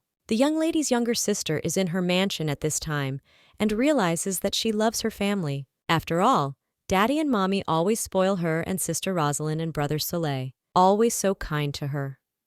Well, the girl then understands that more than anyone else in the world, she loves her sister Lunacia because the girl has a special gift of divination, and no matter what she asks of her, she unquestioningly does it. Only now, everything has changed. As the young lady heads down the corridor, she hears her father screaming if they have really received an invitation to the wedding ceremony of Lunacia and the Marquis of Ilter, and he doesn't appear in high society. The young lady's mother then turns to her husband and asks Togo to calm down, and the girl watches all this and understands that Daddy is angry again, and he has become like this since little sister Lunacia left their house. The girl misses her so much, and without her gift, life has become much harder than before. Well, most of all, she misses that gentleman. The young lady's father at this time thinks that if they appear at the wedding, they will only show everyone that they are happy about this engagement and that Lunacia is no longer part of their family. After the wedding, she will join the Ilter family, and they will no longer be able to hide behind the name of the Marquee. The young lady's mother then asked her not to do this, that is, not to use the name of the Marquee in high society, because it was too reckless. Well, the man then screams at her to shut up. The woman doesn't know a damn thing about this. Thanks to the name of the Marquee, he thought that he could attract the attention of influential investors. So now he claims that they must somehow stop this madness. The young lady's younger sister then wonders if there will be an engagement there, and understands that if she comes there, she is sure that she will be able to meet the Marquis again. After all, he chose his sister as his bride, only because of the gift, but if he meets her in all her charm, then she will definitely fall in love. And now the baby turns to her mommy and daddy. Then she asks to let her go to her sister Lunacia's engagement party. The Marquis at this time turns to the young lady and says that they should start preparing for the ceremony. And the young man with blue hair claims that first of all, he suggests looking for a dress for the bride. And it is necessary to choose not only an outfit, but also jewelry and shoes, because cutie Lunacia should shine at this moment. The main character then asks what they are talking about and claims that she doesn't think it's necessary. And the servant then turns to Mr. Knox and asks, maybe the two of them should go out into the city to do some shopping. The brunette then says that if Lunacia doesn't mind, until tomorrow he would like to go with her, just the two of them. And the young lady then gets a little excited and asks if Mr. Knox is sure that he wants to go. After all, the city is so crowded and he doesn't like to appear in public.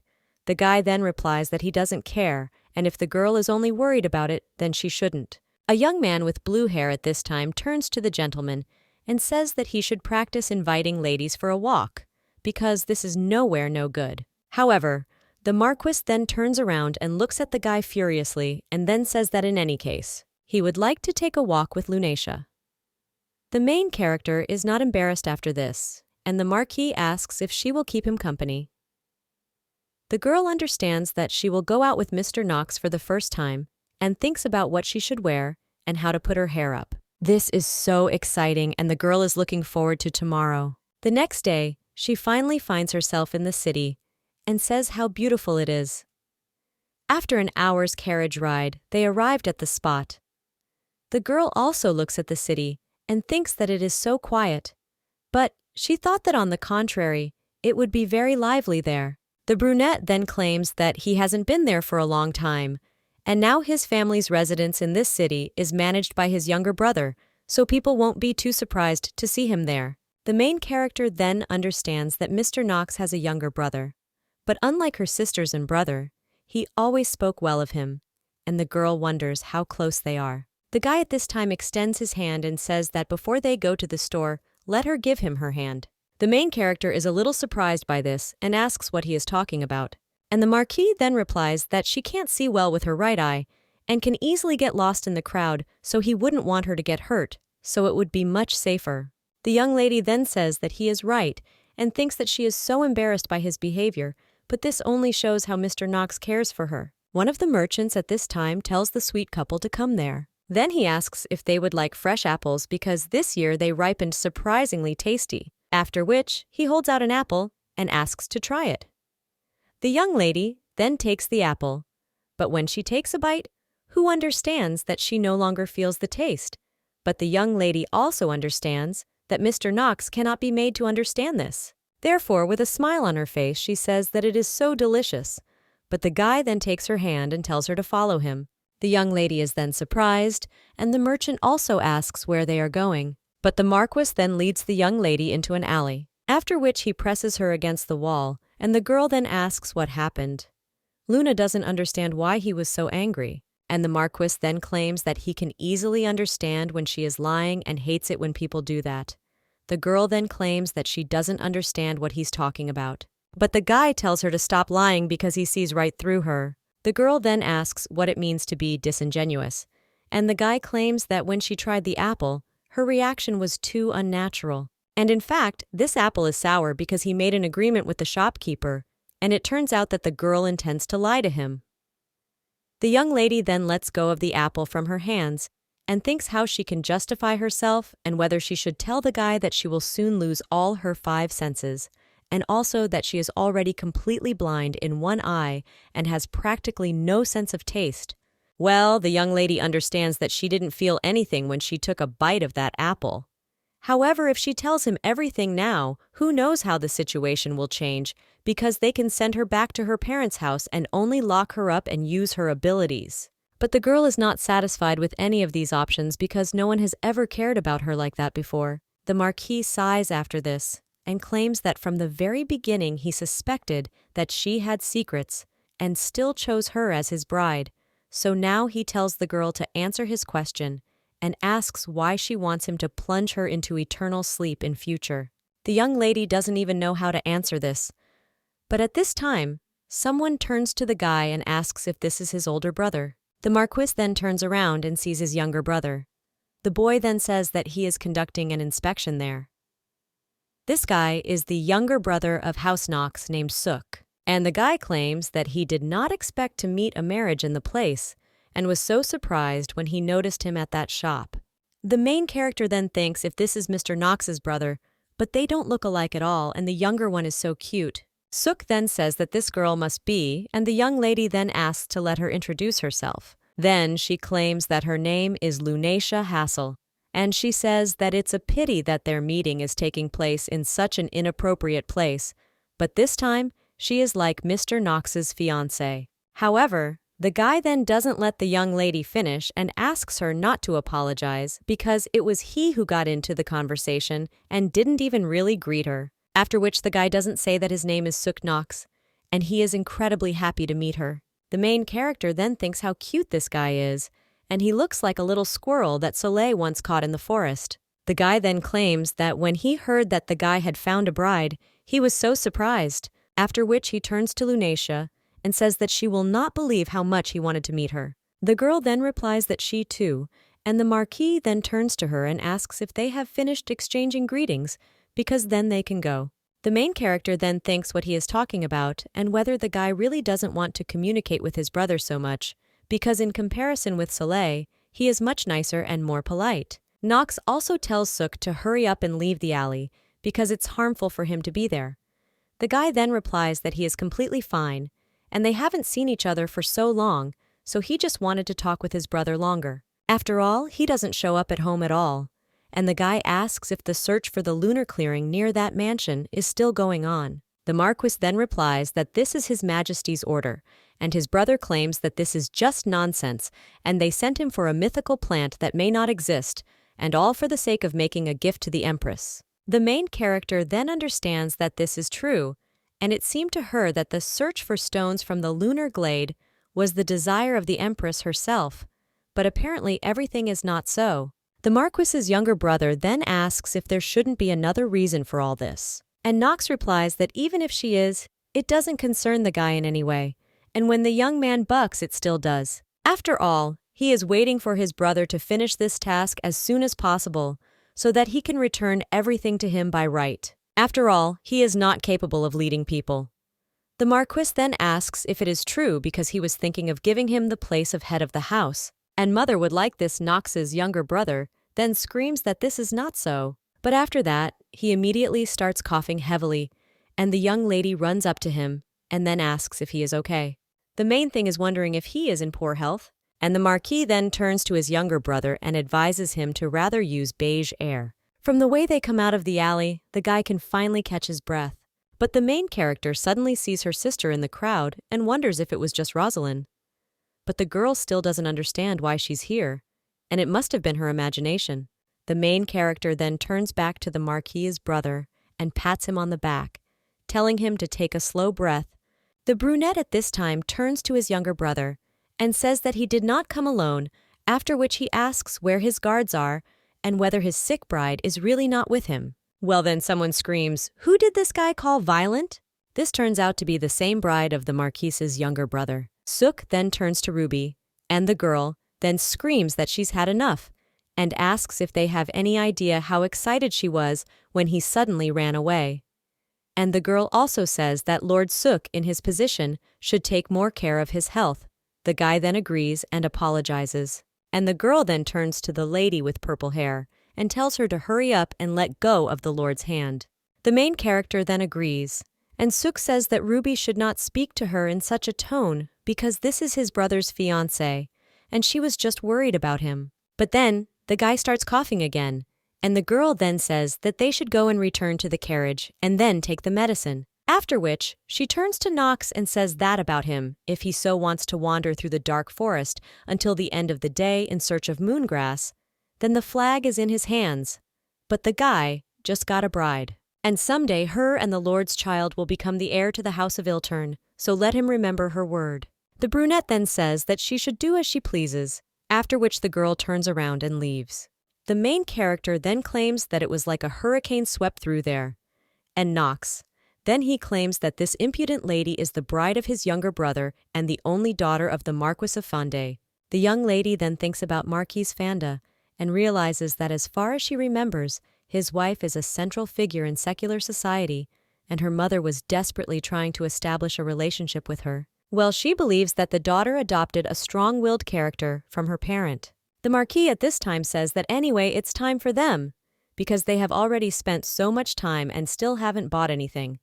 The girl then answers that, yes. After which she takes her future husband by the hand and realizes that in the end, she managed to hide her secret, but rather Mr. Knox allowed her to do it, and she herself asked him to plunge her into eternal sleep, and believes that it would be dishonest on her part to hide the reason from him. Therefore the girl thinks that when the engagement takes place, she will trust him with all her secrets, be it the price of her strength and the loss of all feelings. Well, the girl understands that she will do it later. Now they enter one of the shops, and the guy greets them in one of the branches of the Mirage jewelry store, recognized as the best in the empire. The guy also claims that their products are in no way inferior in quality to the main store, and if they are interested in something specific, then they should feel free to contact him. The Marquis then tells the guy to pick out decorations that will look good on this food, and they need several sets. The main character then asks in surprise what Mr. Knox is talking about because they just recently ordered a bunch of dresses and a tailor. Therefore, she doesn't need so many clothes and accessories, and then the guy asks if it's true. Then he says that it's surprising, but he likes dressing up Lunacia. And the girl is already embarrassed by this, and the store employee at this time asks for forgiveness for the wait. And when he brings up the jewelry, he says that they were used only first-class gems. The main character looking at them says that they are all wonderful. And the guy then says that this is exactly the case because their store guarantees high quality of all jewelry products, which is why they are the best in the empire. The main character then thinks that if we talk about other stores, she saw someone who looked like her older sister, and maybe it really was her. At this time in the middle of the street is another jewelry store named Rosario. A lady with blonde hair rushes in, and the worker then says that he hopes the owner is in good health. And he heard that she went to the Mirage to study her competitor better, and now that she has returned. But the girl then looks at him furiously and tells him to remain silent if he has nothing to say because she is not in the mood. And their store is full of customers, and they are also in no way inferior to the main department of the store, after which the girl says that the employee should now tell her what it is, and according to the reports of his store sales have fallen sharply this month, so the girl asks if he has any justification for this. But the guy then only claims that he followed the owner's instructions, and the girl then asks if he wants to say that it is her fault. after which the worker bows and asks to forgive him. And Rosalyn understands that Lunacia has left, and all the problems are now due to the fact that she refused to fulfill her duty to her family. So it's very annoying now. The lady with blonde hair only furiously clutches the letter and then says that this is enough for today. The employee is fired. The guy then in shock asks how and asks to wait, after which he begs not to fire him. But the girl doesn't even pay attention to this and understands that if this continues, her store will be ruins. But she dreamed of how she would overthrow the mirage in front of her and become the owner of the best jewelry house in the empire.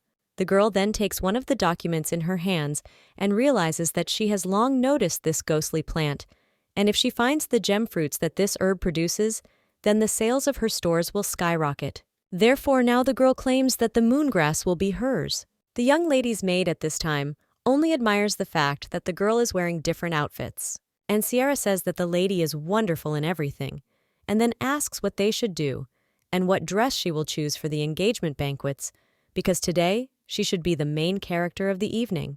The young lady then tells Sierra to calm down a little, and the maid then replies that it's definitely time to take a break, so if the lady is tired, then she can take off her dress for now because they still have a lot to try on. After which Sierra runs out of the room and says that she's going to go make some tea, and the young lady thinks how much enthusiasm this girl has. The young lady also understands that she cannot get her dress dirty, so she will take it off for a while. And looking at all these outfits and accessories, she thinks that they are priceless for her because she was the only one in the Hassel family who practically didn't buy new things, and the young lady remembers how the guy said that it's amazing, but he likes to dress her up. And now the girl thinks that this is still too much.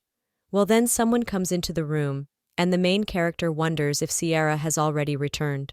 But then the young lady sees that this is not a maid at all. And after this, the Marquee became very embarrassed and asked why Mr. Knox came.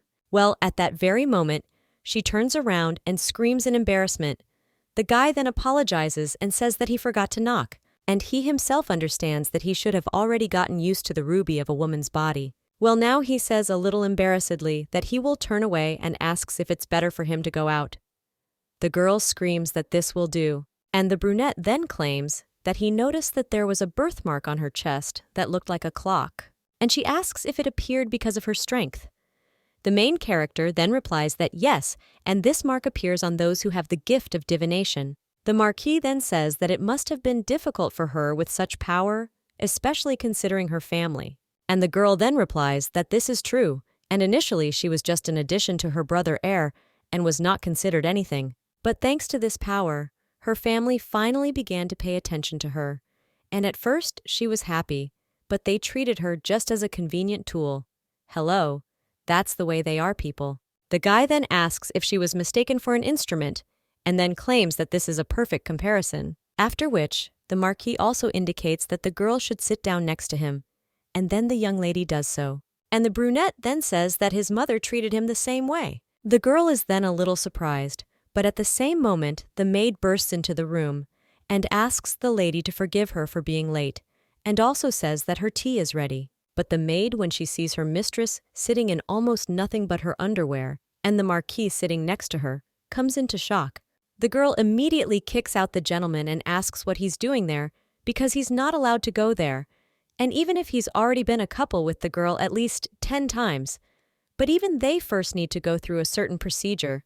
So she asks to do without these nightly deeds of his. The guy then says in shock that she misunderstood, but the maid then screams that she will defend the mistress's honor, after which he escorts the gentleman out and closes the door.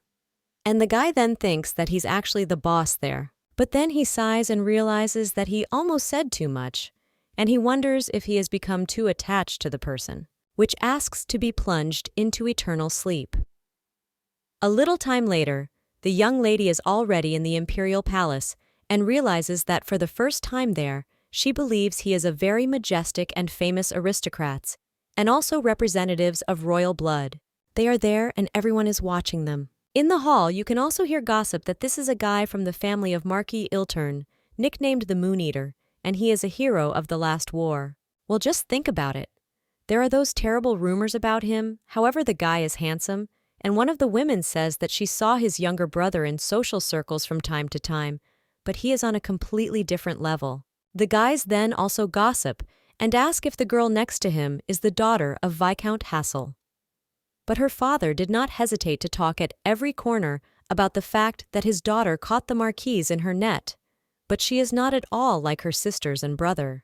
The main character then thinks that they didn't even bother to discuss her family, and the girl wonders if any of them are in the hall now. The brunette at this time turns to Lunacia and says that first they will approach Rondell. After all, he is running the show this night, and it looks like the Emperor and Empress decided to come only towards the end of the evening.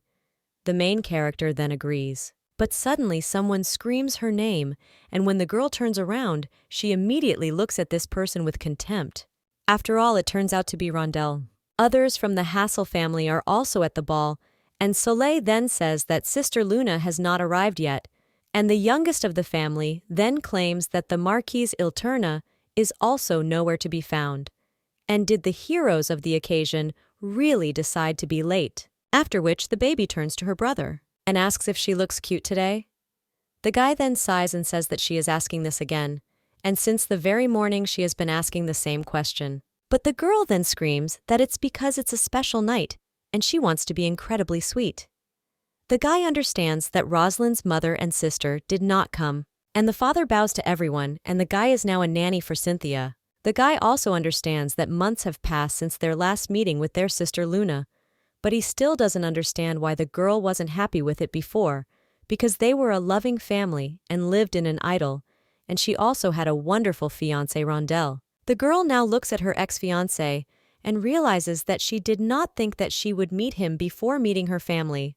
The guy says that he and Luna haven't seen each other for a long time, and he asks if it seems to him that she has become more beautiful. And she put on this whole show for him. Well, he claims that this time he forgives her, so let her think again. However, the main character then asks what it means for her sake and who she should forgive. And also, what's he talking about? But the guy then gets shocked and says what? Luna still loves him. After which the guy also comes up to her and asserts in her ear that he can tell everyone about her strength. The girl then thinks, is he really threatening her? And this is in return for the fact that he used her for so many years.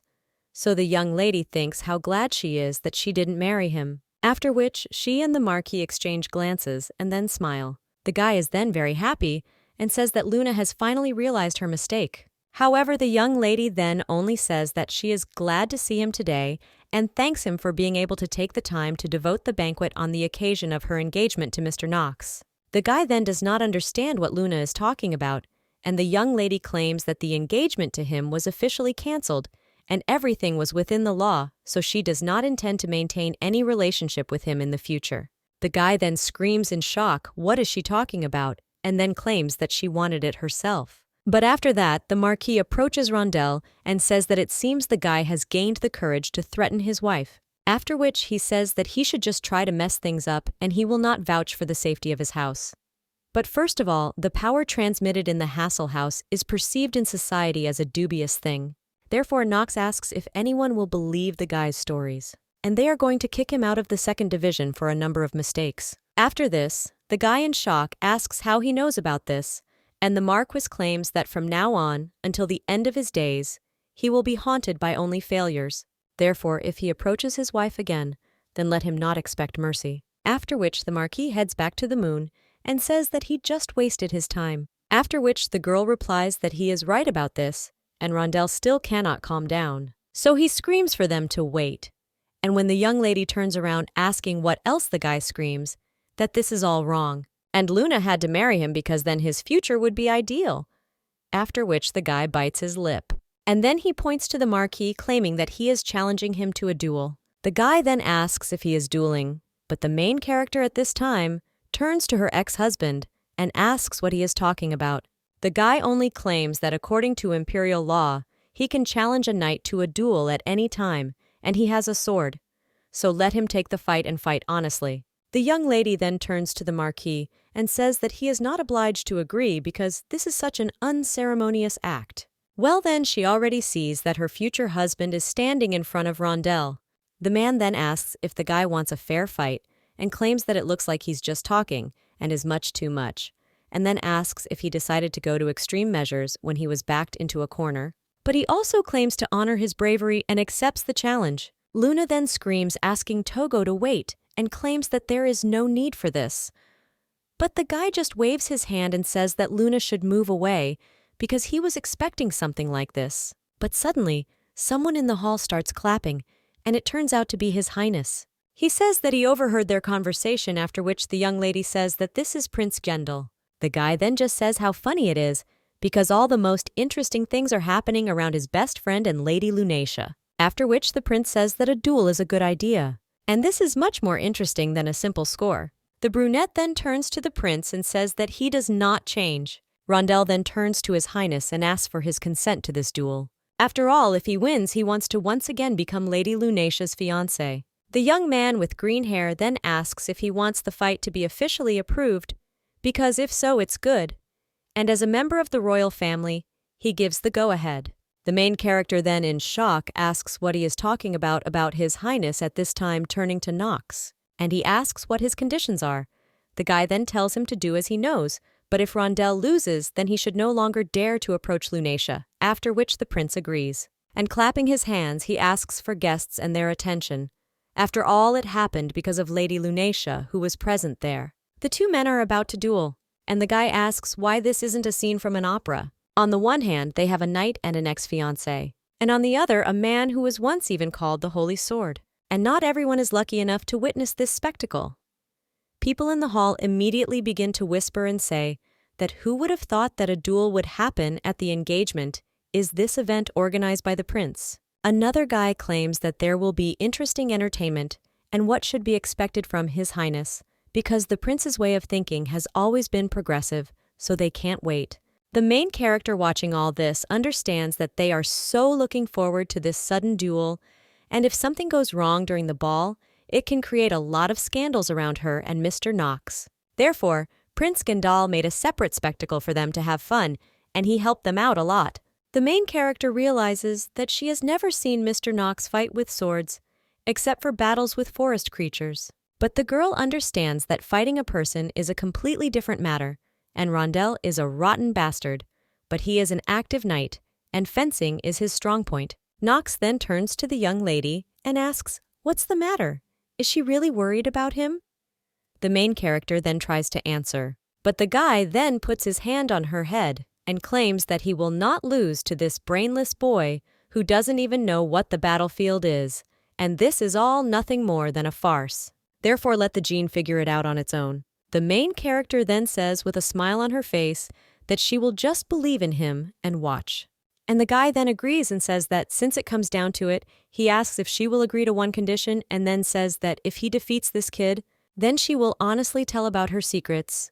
And the main character then understands a little bit that she wanted to talk about the loss of her feelings immediately after this engagement. However, now she says that it's good, and they agreed, after which the guy asks if she promises, and then claims that now he has more motivation. After that, the two guys find themselves on the street, and everyone else is watching them. The prince claims that he is lucky that the moon is shining so brightly today, after which he turns to Lady Lunatia, and he claims that the Marquee the Moon Eater is conducting a duel under the full moon, and isn't this a wonderful show? And the girl replies that there is nothing wonderful there, after which one of the knights brings 2 swords and informs His Highness that everything is ready, after which the young man with green hair says that it is time to give the weapons to the duelists, and these 2 take swords in their hands. His Highness states that they will use training swords, and whoever kneels first is the loser. The main character then looks at her ex-husband and realizes that he seems to be serious. The guy then thinks that everything is fine and this guy is a war hero or not, but this is a long time ago. The young man also thinks about his chances of losing, and he understands that even if he relied slightly on the power of the moon, he was accepted into the 2nd division precisely because of his skills. And the guy understands that he is strong, so he just needs to defeat this guy and everything will return to normal. His Highness then raises his hand in preparation to begin the duel. Then he screams for them to start. And at the same moment, Rondell rushes forward and then launches a series of attacks, but the Marquis only jumps back. One of the observers says how curious it is because the son of Count Alaudi takes the initiative into his own hands, and the girl claims that at such a young age he was able to get into the 2nd division, and it's immediately clear why he has an innate talent for fencing. The main character then thinks how it is and if everything goes well, it will continue to be bad. Therefore, the girl is a little worried, but His Highness sighs at this time, and then says that Knox is the same as always. And he just wants to show off in front of his lady, the main character. When she asks what the prince is talking about, claims that if the Marquee puts this guy to bed right away, it will be too boring. And he understands this perfectly well, and Knox simply creates a show for everyone around him, realizing his superiority over the enemy. After which, the young lady asks if the guy wants to say that he is not fighting at full strength, and the prince replies that naturally, this fight is more like the boys playing palace with sticks instead of swords. The girl then asks if he is talking about the game, and Gendel then claims that he will tell him in confidence that even he could defeat Mr. Alaudi. And if this was a serious fight, Knox would have ended it with one precise blow. But it seems that this guy greatly infuriated their imperturbable Marquee, and he wanted to teach him a valuable lesson. But even his steely patience will one day come to an end, and then someone falls to his knees, after which the young lady looks on in shock. After all, suddenly the Marquee put this guy down. And everyone in the hall then asks in shock what happened. One of the girls says that Mr. Knox knocked this young man to the ground with one blow. And Rondell, now sitting on the ground, says that this is impossible because he had to win. The brunette then claims that he is still young and does not see the difference between their abilities at all. But his defeat was obvious from the very beginning. After all, he would never lose to a young man who had not been on a real battlefield. And now he says that the guy, instead of running after Luna, should better train. The young man is then in complete shock and tells the brunettes not to forget about his promise because he will never approach her again. His Highness then raises his hand and says that this is their winner, Mr. Knox Ilter. The ladies immediately admire and say that it was just an amazing fight, and one of the men says that it's not for nothing that he was called the Holy Ball of the Empire because he defeated this guy so easily, and it's just amazing.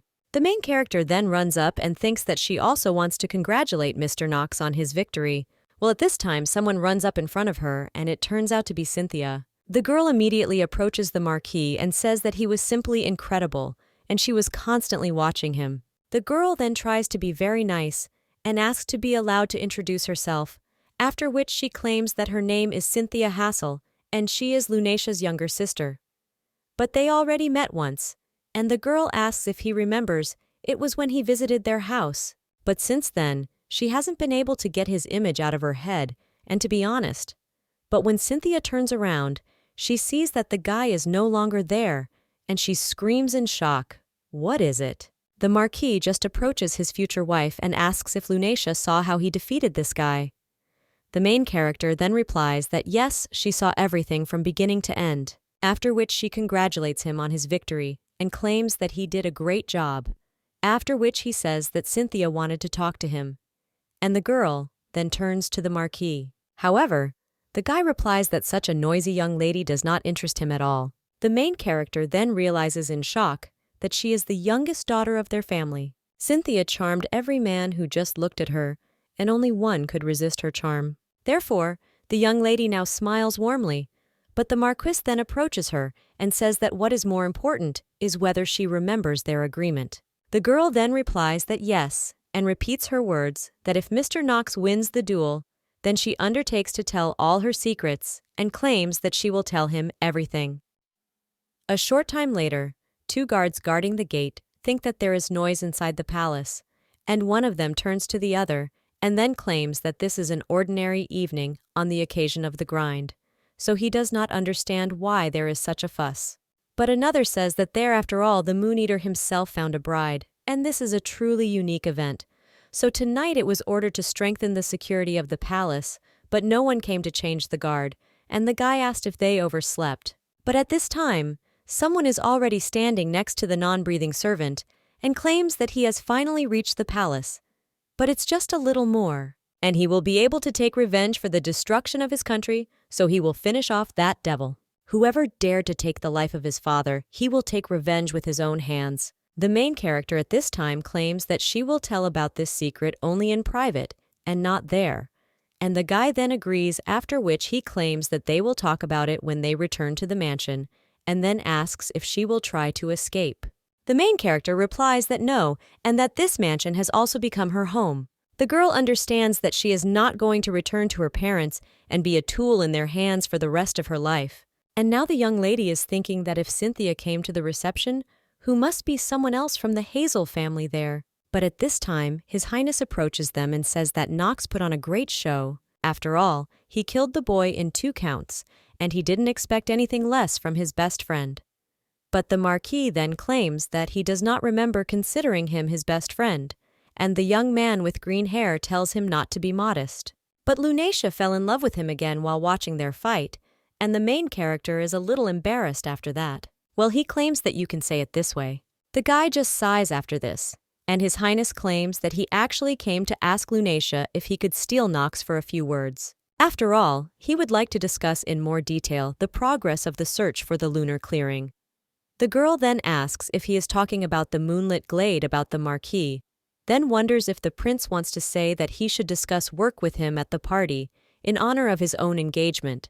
The green-haired young man replies that he always gets all the information from urine, and would like to chat with Knox personally, and he cannot miss such a great opportunity when he is within his reach. After this, the Marquis just gets angry, and the main character looking at his face understands that it directly says, "Leave me alone." The brunette then apologizes and says that Handel won't let go so easily, so he'll go away for a while.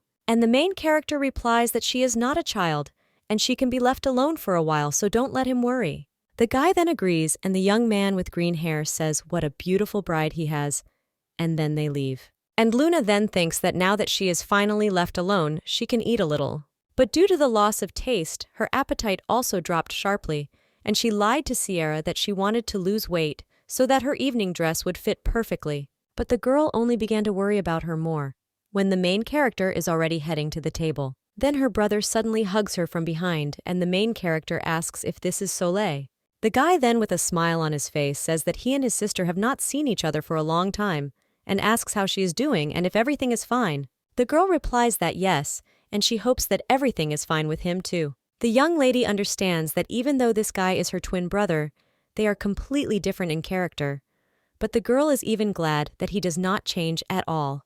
The young man then turns to Luna and says that so much time has passed since her last visit, and the guy asks if the girl wants to return to them because the whole family is really waiting for her, and he too. The guy claims that he saw Mr. Knox's duel with Rondell, and he is so scary. So if the Marquis is keeping her in the mansion by force, then let the girl just say so. The main character then says that Soleil should listen because he is the one about Mr. Knox. However, then someone interrupts her and screams that here is his daughter, after which he states how long it's been since they've seen each other. The young lady then warily turns to her father, and he says how glad he is that their relationship with the Marquis is becoming stronger every day.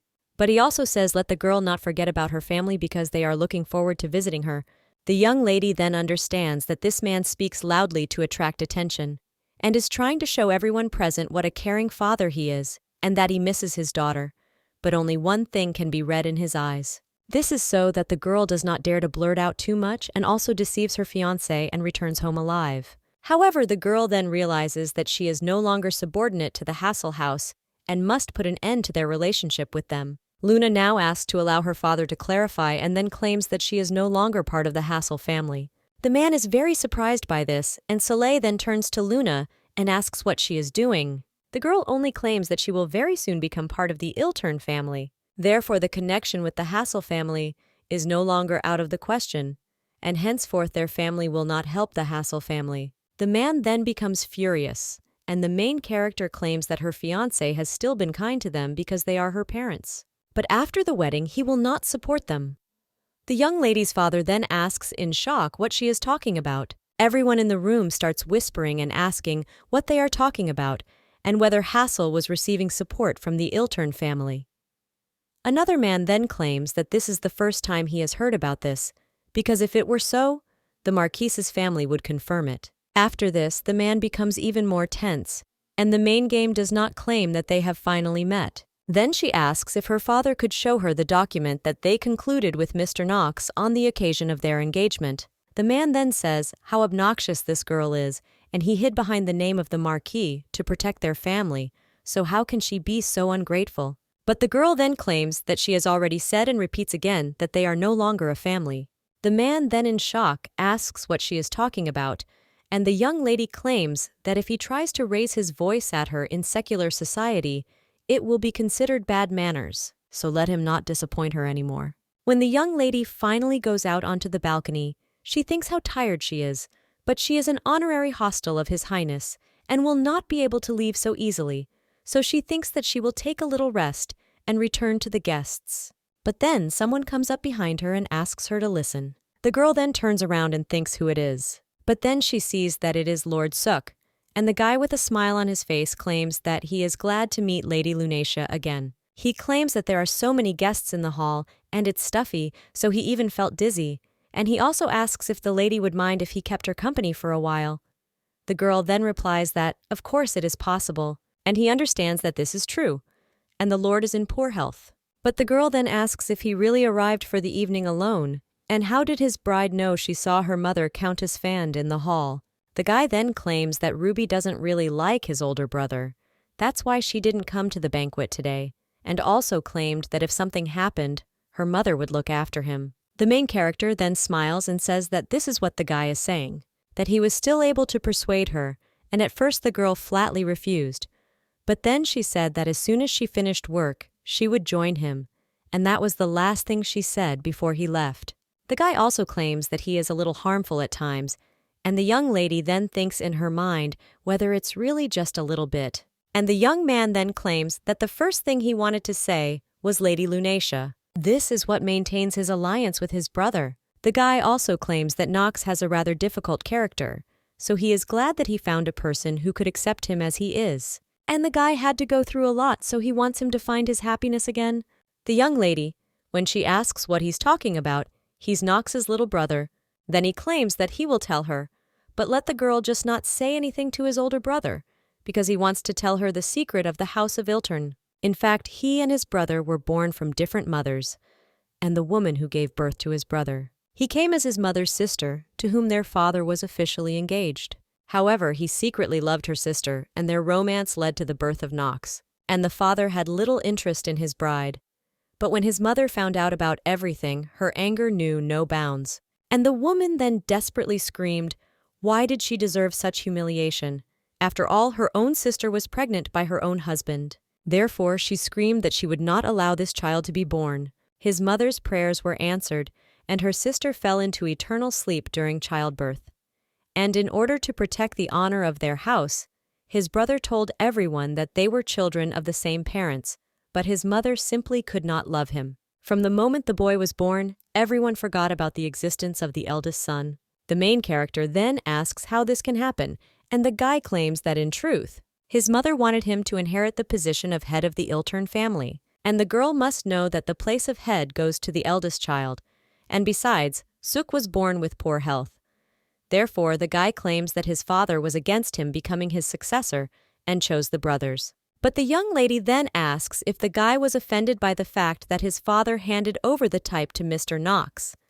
And the young man then replies that this is not surprising because the brother is the son of the woman whom his father loved with all his heart. However, he still feels indebted to his mother after all.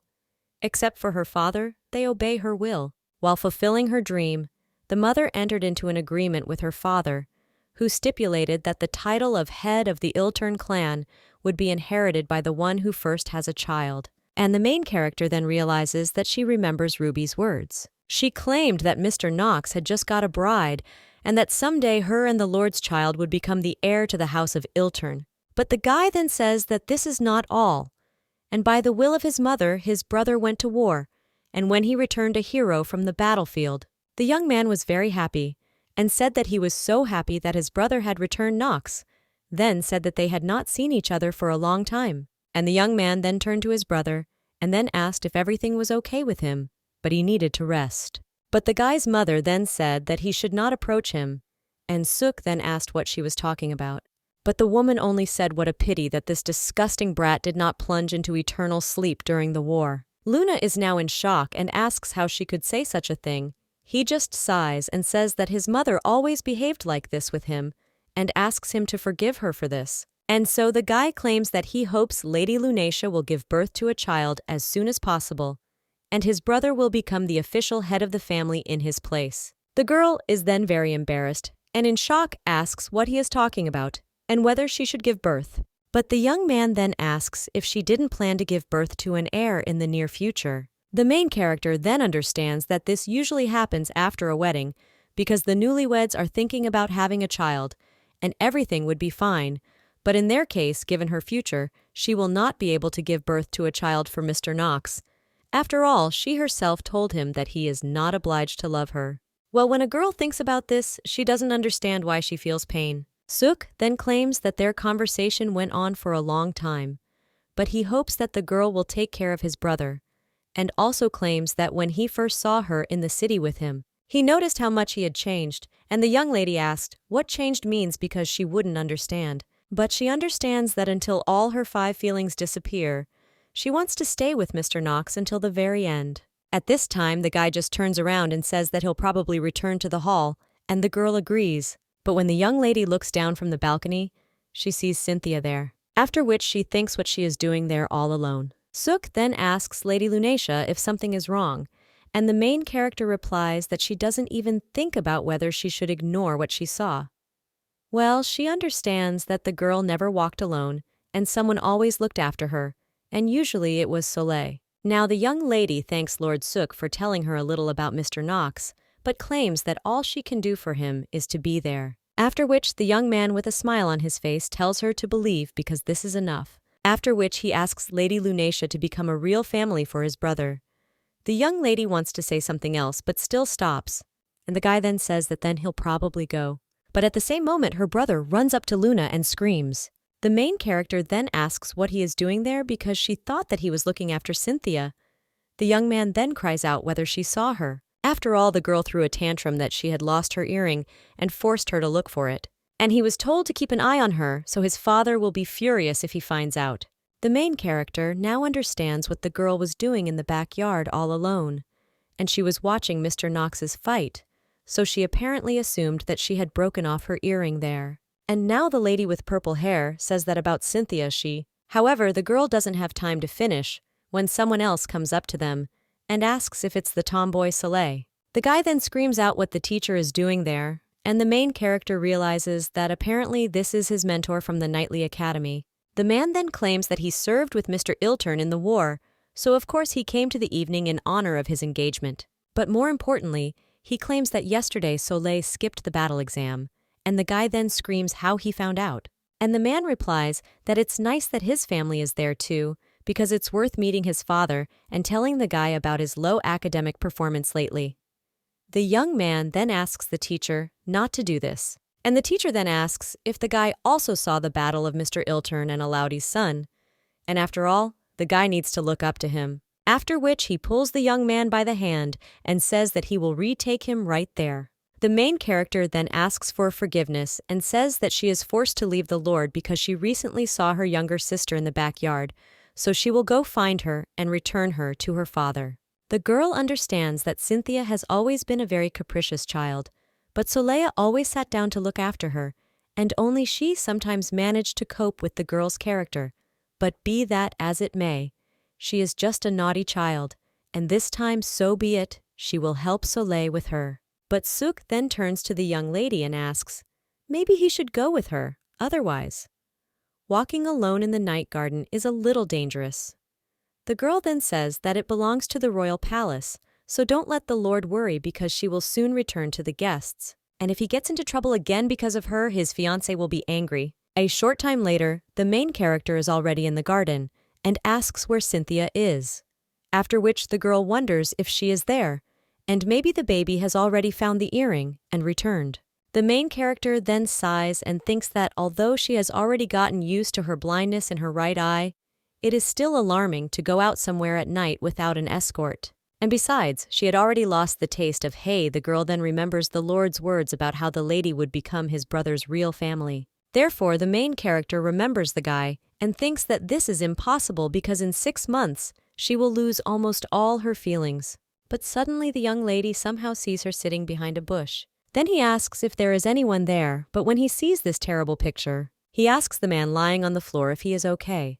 However, when the girl turns the guy around, she sees that he is no longer breathing, and he gets very scared, and then wonders if he has really fallen into eternal sleep, and this is the royal guard. Therefore, the main character thinks that Cynthia may be in danger. However then, someone approaches the girl from behind and turns around. He sees that it is Lord Suk. The guy then says that thank God he searched her, because after the girl left, he noticed her younger sister because she ran past him. And it seems she was still able to find her missing item, but in the end, she was scolded by her older brother for her sudden escape. The main character then realizes that thank God her sister is okay. And the guy at this time claims that as soon as he found out about everything, he decided to follow her into the garden, after which he says that the girl should not worry, because Ruby will scold only him and not Lady Lunacia for such an act. The girl then says that no, he just came to tell her the news and there is nothing to reprimand him for. Well, then someone comes up behind the young lady, and Suk, seeing this, is very surprised. But when the girl tries to turn around, she sees that the knife is already pressed against her throat, and this villain says that if she dares to move, she will plunge into eternal sleep. At this time, the prince talks with the Marquee and suggests getting straight to the point, after which he asks whether the guy even believes in the existence of the lunar clearing. And the Marquis claims that at least until he finds her, they will not know for sure whether she exists. The young man with green hair then just laughs and says that his best friend is as optimistic as always. But he has almost no time left, because if he does not find a clearing, then their empire may be on the verge of collapse. And the brunette then asks if the current situation is really so deplorable and today is an important event. However, he did not see his parents at the party. The guy then claims that they have urgent matters to attend to, after which he takes his mug of tea and drinks it and then asks, "Did Knox tell Mrs. Lunacia about finding the lunar clearing?" The guy then replies that he told her that all this was for the sake of his fiancée, and the girl doesn't know the real reason. His Highness then says that's how it is, but then claims that it's nice, and it looks like the guy doesn't want to tell her the whole truth. Then he asks if the Marquis is afraid that people will find out about her true abilities. And after all, if Mrs. Lunacia is truly capable of seeing the future, then he would demand her direct participation. But the Marquis only remains silent in response to this, and His Highness then laughs and then claims that he is joking. And let his best friend not make such a face, or ask if the guy misses his beloved bride. The Marquis then claims that if everything is fine, he will go. But Gendal then says that until he leaves, he will give him one piece of advice. He also claims that he is a hero of the last war, and also hid in the forest as a recluse completely alone in order to complete his mission.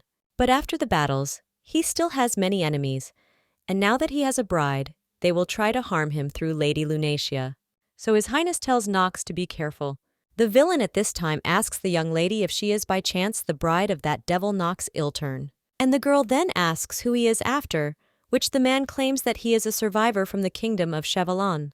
The young lady then understands that this is a kingdom that declared war on them, but was defeated, and these lands as the winner now belong to them. The guy then claims that his father was a soldier, but the devil took his life, and before his death, he cried praying to be allowed to go home to his family, but this monster plunged him into eternal sleep.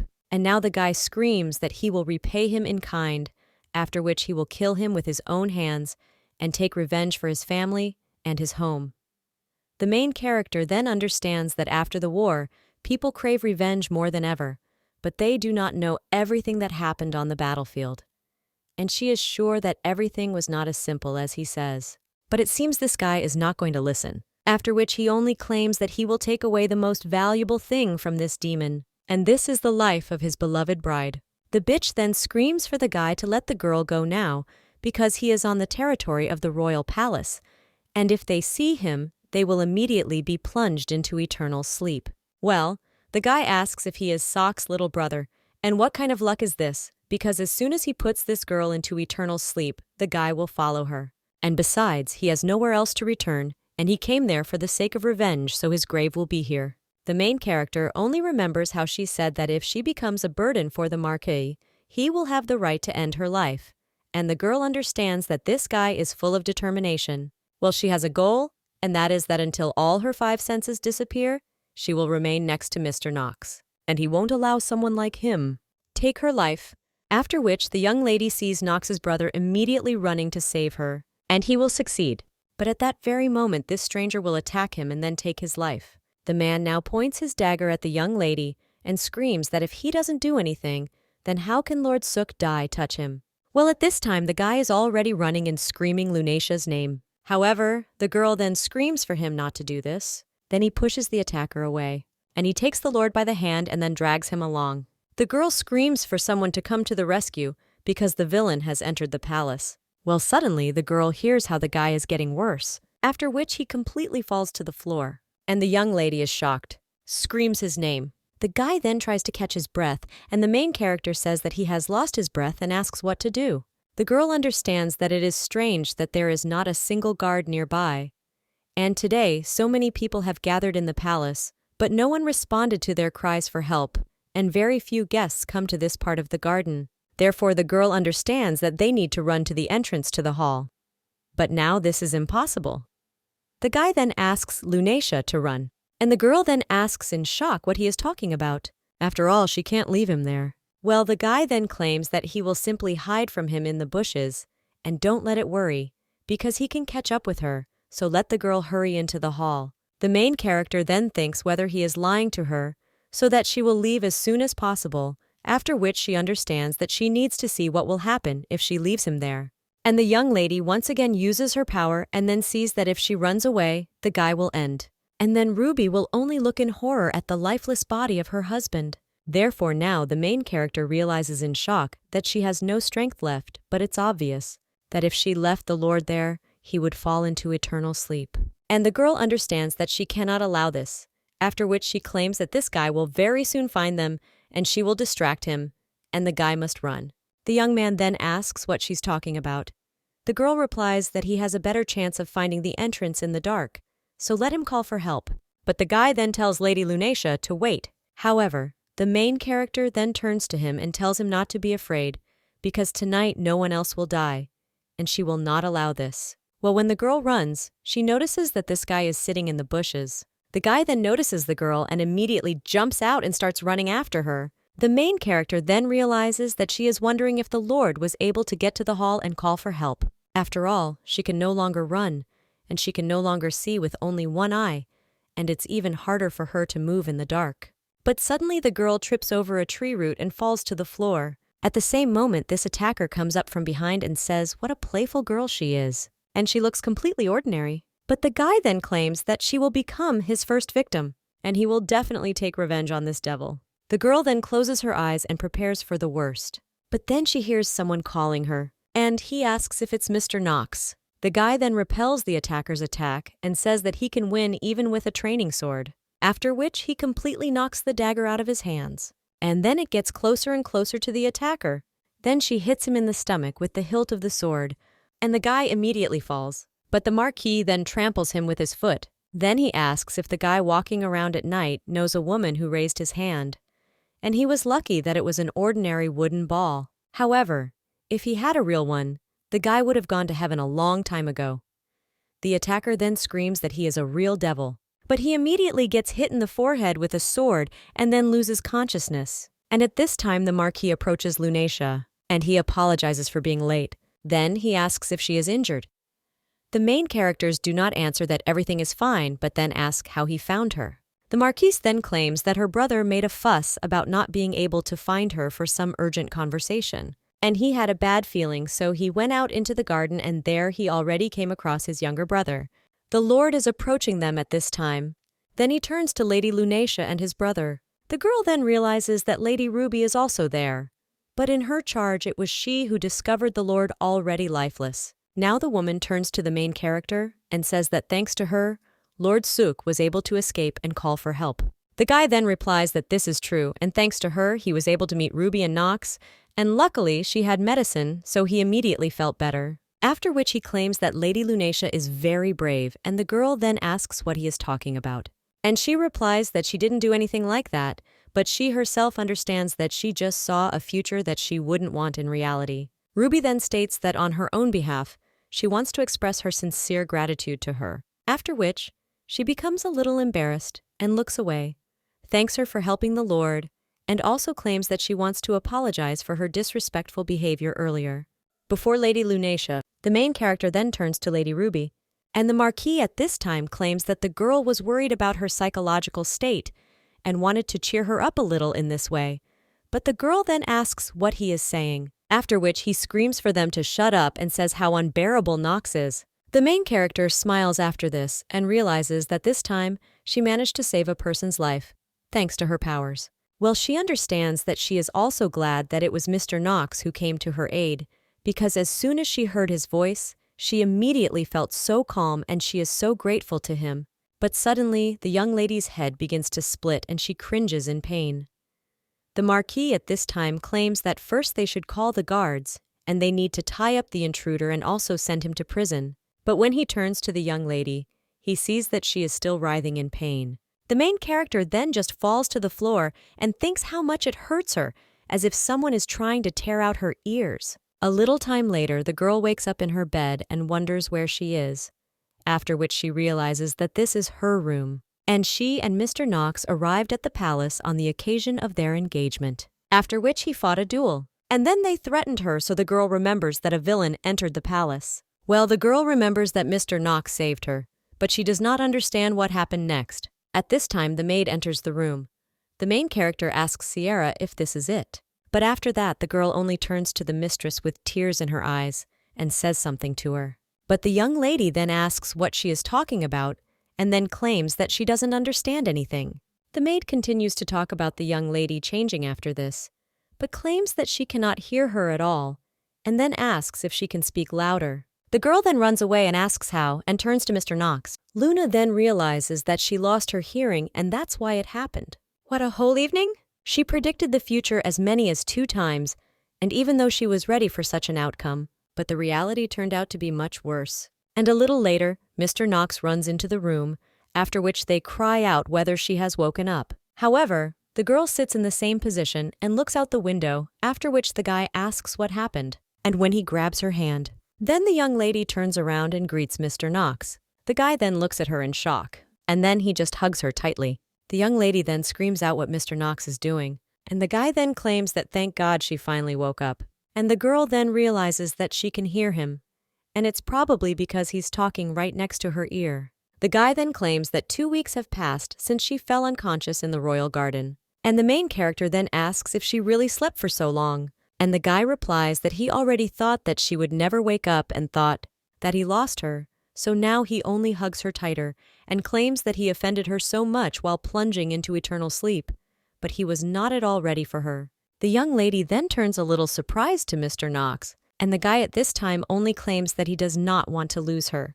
The girl then says that she is so happy that Mr. Knox's voice can be heard, and the guy then claims that by the way, first she lost sight in her right eye, and then she began to hear worse, and now she asks in surprise how he knew. Well, the guy only claims that she didn't even turn around when he ran into the room with the tiny one, and she also stopped feeling taste, so the market asks if she really has strength. However, the main character then only puts his finger on the card and asks him to refrain from making further assumptions. After all, she promised him that she would tell him everything herself. But a little later, the young lady embarrassedly asks why they are sitting so close. And the guy then approaches her ear and says that this way she will definitely be able to hear him.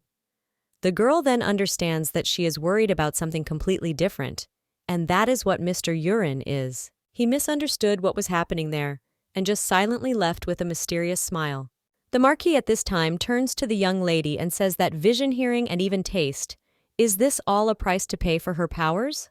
And the main character then replies that everything is true, and understands that this is how she decided to tell Mr. Knox about all her secrets, starting with the loss of all 5 senses and ending with her inevitable future. That's why the guy now says that that's why she asked him to put her into eternal sleep, because she wasn't needed. And the girl then answers that everything is so, and the man then says that her family and ex-fiancé used her for their own purposes, and they really didn't notice what was happening to her. But then the guy says that it's obvious and then apologizes for such a stupid question. He claims that these people never cared about her, and the main character then replies that she just wanted to be loved, that's why she allowed them to take advantage of her, and that's why it's her fault.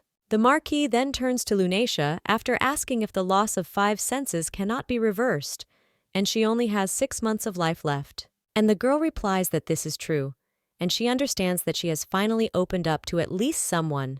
The young lady told about everything that was tormenting her body and soul, but she wondered what kind of reaction would come from Mr. Knox. After this, the guy just remains silent and then lets the young lady go. And he gets up from the sofa and then leaves and tells her to wait a little. But then the young lady asks what he is talking about, after which the brunette turns to urine and insists that he come out because he knows that he is standing outside the door and eavesdropping. However, the young man with blue hair then says, "Why does the gentleman say this? Because he was just nearby because he suddenly needed help."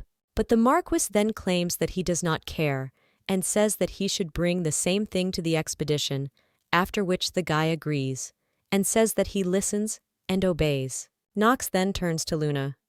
That time she trusted him was the right time, and he should tell her his secrets too. For example, about what he managed to find out about the moongrass while she was unconscious. The young lady then asks if he will tell her the whole truth, but the guy then says that first he would like to raise an equally important topic. After all, while the girl was unconscious, research was carried out regarding the criminal who had entered the palace, and they interrogated the victims. But due to Luna's poor health, the case was suspended, and the criminal is awaiting his sentence in prison. The main character then asks if she slowed down the progress of the investigation and then apologizes. Well, the Marquis then says that she shouldn't ask for forgiveness because whoever should have done it is him. After all, he put her in danger because of his position. The girl then turns to her future husband and asks Togo not to talk like that. She also tells Mr. Knox that they are now a family, and he is not to blame for anything because she believed that he would come and save her. However, the Marquis then claims that he does not want to lose her because of his past mistakes, after which the young lady did not hear this and asks if he said something. After all, even from such a distance she can't hear him well, but the guy then looks away and says that it's nothing, after which he offers to continue their conversation. He claims that the royal family took responsibility for keeping the criminal, and it was they who were to blame for allowing their home to be broken into. Rondell also sent the girl a personal letter of apology, and the young lady then asks if the prince really sent her a letter. But the brunette then says that she can just burn it and not even read it, because he is sure that nothing useful is written there. But the young lady understands that she is interested in what is there. The guy claims that during the interrogation, an interesting detail was revealed. Someone helped the criminal get into the palace, and the main character then asks if the guy wants to say that the villain had an accomplice, and the young man replies that this is true and not just an accomplice, but the one who knew about the reception on the occasion of their engagement. But the guy claims that whoever it was, he manipulated that guy by giving him the opportunity to take revenge on him. But the true goal was not he, but the criminal intended. Put the Empress into eternal sleep, and the young lady then asks what he is talking about. The girl understands that the current ruler of the Sonras Empire is Michaela von Lissonras. In the country, she is also known as the Divine Guardian. The woman is smart and resourceful, and also understands not only etiquette and manners, but also the military craft. And thanks to her military tactics, they won the last war, and she is loved not only by aristocrats, because the people are also crazy about her, but despite the many concubines at the disposal of the current emperor. It was she who gave birth to his heir, and their strong feelings for each other give the empire strength and contribute to prosperity. But the main character then asks who might already benefit from immersion in the eternal sleep of the Empress, and the guy answers that her wide influence on all spheres of the empire's activities. And many aristocrats did not like it, or at least this theory was expressed by Rondell. The guy claimed that the attacker had allies, and while one made his way into the royal garden under the cover of darkness, another person was seen near his mother's bedroom. Judging by the story of the guards during the patrol, they noticed someone at the entrance to the Empress's chambers.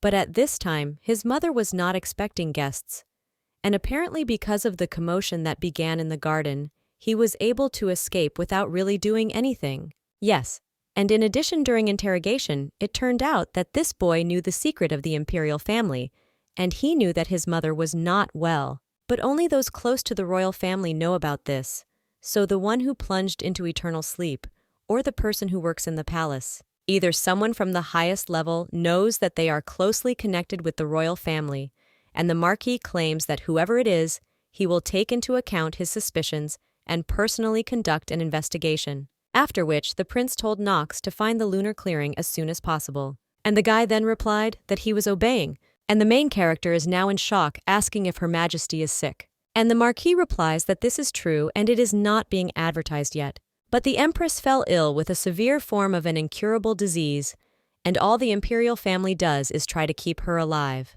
The main character then asks how this can be, and the guy claims that the assistant knew that the Empress was now in serious condition and decided to attempt to put her into eternal sleep when she is most vulnerable, because if she recovers, it will be much more difficult to get close to her. And if he manages to carry out his plan, then the Empress's immersion in eternal sleep can be easily disguised as death from an incurable disease, and perhaps even the Emperor's concubines may be involved in this, because if the Empress immerses herself in eternal sleep, they will sit on the throne, and it will be easy to lead them, even without sitting on the throne, and the main character now asks whether there is really no hope for Her Majesty's recovery, because if she plunges into eternal sleep, then their empire will be in a difficult state, and the guy then claims that this is why he was entrusted with the search lunar glade. But the young lady is only surprised at this, and understands that Mr. Knox said that they were looking for her for the most beautiful gem of all, to present it as a gift to the Empress. The guy then claims that there is no gem in the moonlight. However, the flower petals that grow there have medicinal properties, and according to the scriptures, tea made from the petals of a flower from a lunar meadow can cure a person of all diseases. The young lady then asks about this petal tea, and the guy claims that the legend about the gem is just a trick.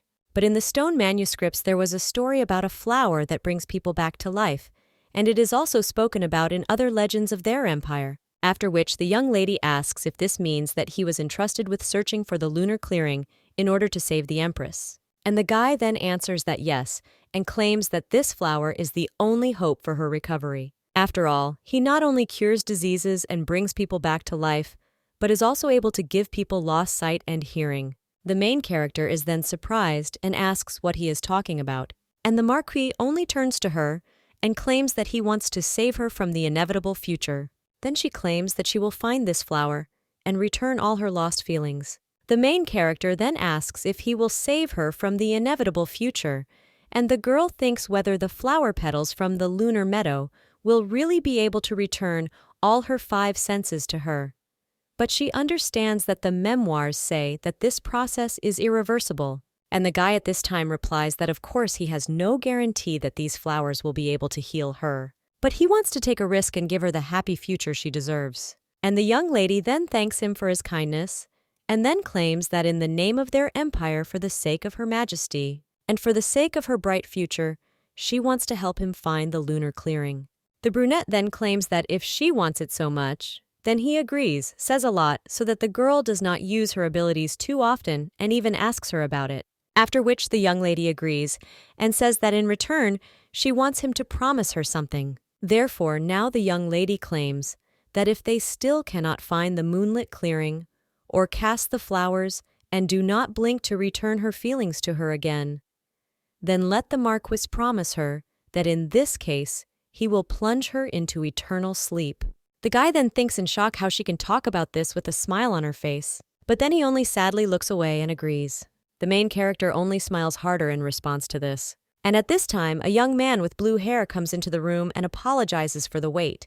He also shows a sign in his hands. And the brunette claims that this is what he told her about earlier. This stone tablet tells of a moonlit glade. The young lady then looks at this sign. Then he reads the words that are written there. But after this, the Marquis only comes into shock and asks if she can really read it. The girl then answers and claims that the memoirs of her ancestors are written in the same font. The young man with blue hair is then surprised and says that they spend whole weeks deciphering just one line, and asks in the markets, why don't they give the lady the opportunity? Lunacia decipher all the stone tablets they found.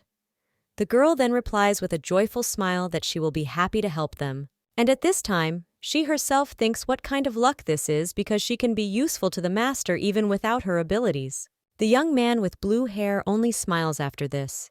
And when he gets closer to the young lady, that claims that they are looking more and more like a married couple. And he will tell you in confidence that while Lady Lunacia was sleeping, the gentleman personally took care of her all these weeks and she is so important to Mr. Knox. The girl then asks, a little surprised, what he is talking about. And the Marquee then turns to Urine and asks what he is whispering to Lunacia. However, the young man with blue hair then asked whether he really shouldn't be confidential with his beloved and all that. Mr. Beach, the main character at this time, thinks that if they manage to change fate, then will she be able to become a real wife for Mr. Knox. A week later, the girl is already sitting and deciphering the signs. She understands that most of them have already deciphered, but at this time someone turns to Mrs. and he tells her to distract herself for a while because they want to see her. However, the main character then does not react to this in any way. She does not even hear the maid, and Sierra then draws more air into her lungs, after which she screams that guests have come to the mistress, and the young lady even gets a little scared, after which she turns around from the maid and apologizes for not hearing the first time. Well, the maid then says that the mistress should not apologize because she understands that her body is affected by a rare disease that takes away all 5 senses from her, but she is happy to know that the gentleman can find medicine for her. The main character understands that everything is the same as in the case of Her Majesty because Mr. Knox told them only part of the truth about her, and all the servants believe in her recovery. But now the main character asks who wanted to see her, and the maid then answers that they are waiting for the lady of the living room, so they quickly need to change her clothes. The main character then asks why she needs it, but Sierra immediately interrupts her and says that it's necessary, so they should go. Knox's younger brother and his wife are sitting in the living room, and the main character then comes into the room and apologizes for the wait. She also claims that she did not think that Lady Ruby and Sir Skoo would want to pay a visit. The guy then says that they haven't seen Lady Lunacia for a long time, and then asks how her health is. Ruby also claims that she had no desire to go to this outback, but came to her on an important matter. The main character then realizes that although she can hardly hear them, she can roughly understand what they are talking about, after which she asks why they personally came there. But at this time, the Marquee approaches Lunacia from behind and claims that the whole point is that Ruby personally wanted to give her something. However, then the girl screams for the Marquess to shut up because she herself can tell Lady Lunacia why she came today. And after all, her mother fulfilled Knox's request, so let them take it already.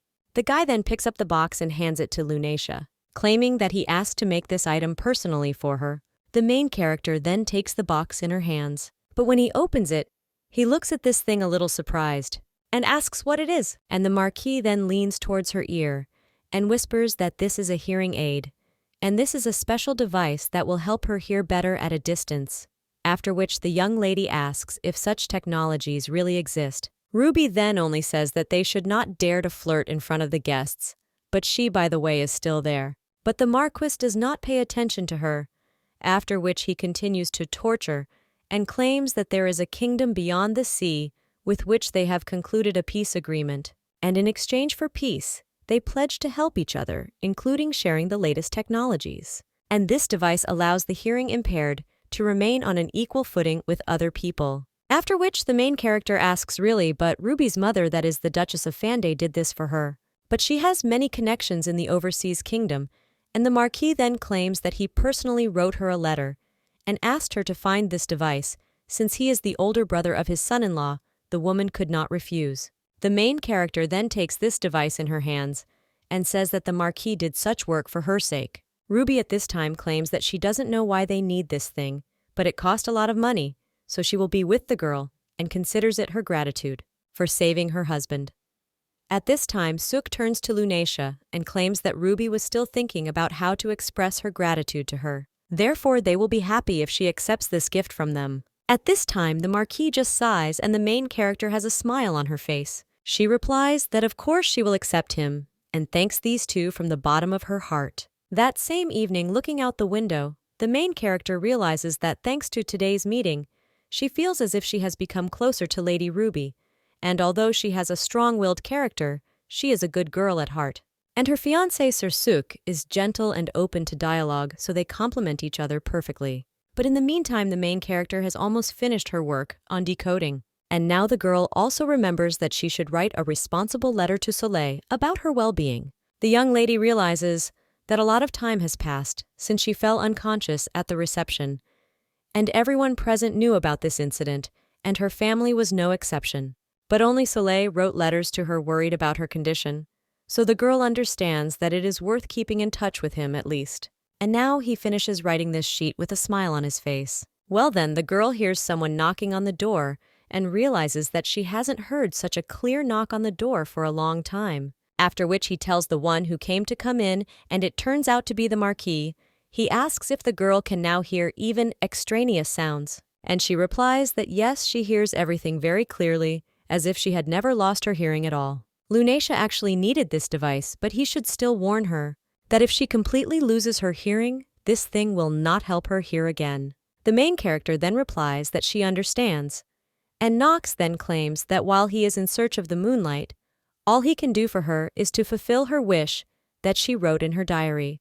The main character then becomes embarrassed and asks if he still remembers about this diary, and the guy replies that of course he has already fulfilled one of her wishes. Therefore he claims that if there is still something left that she would like to do, then he asks her to talk about it. He will try to fulfill everything.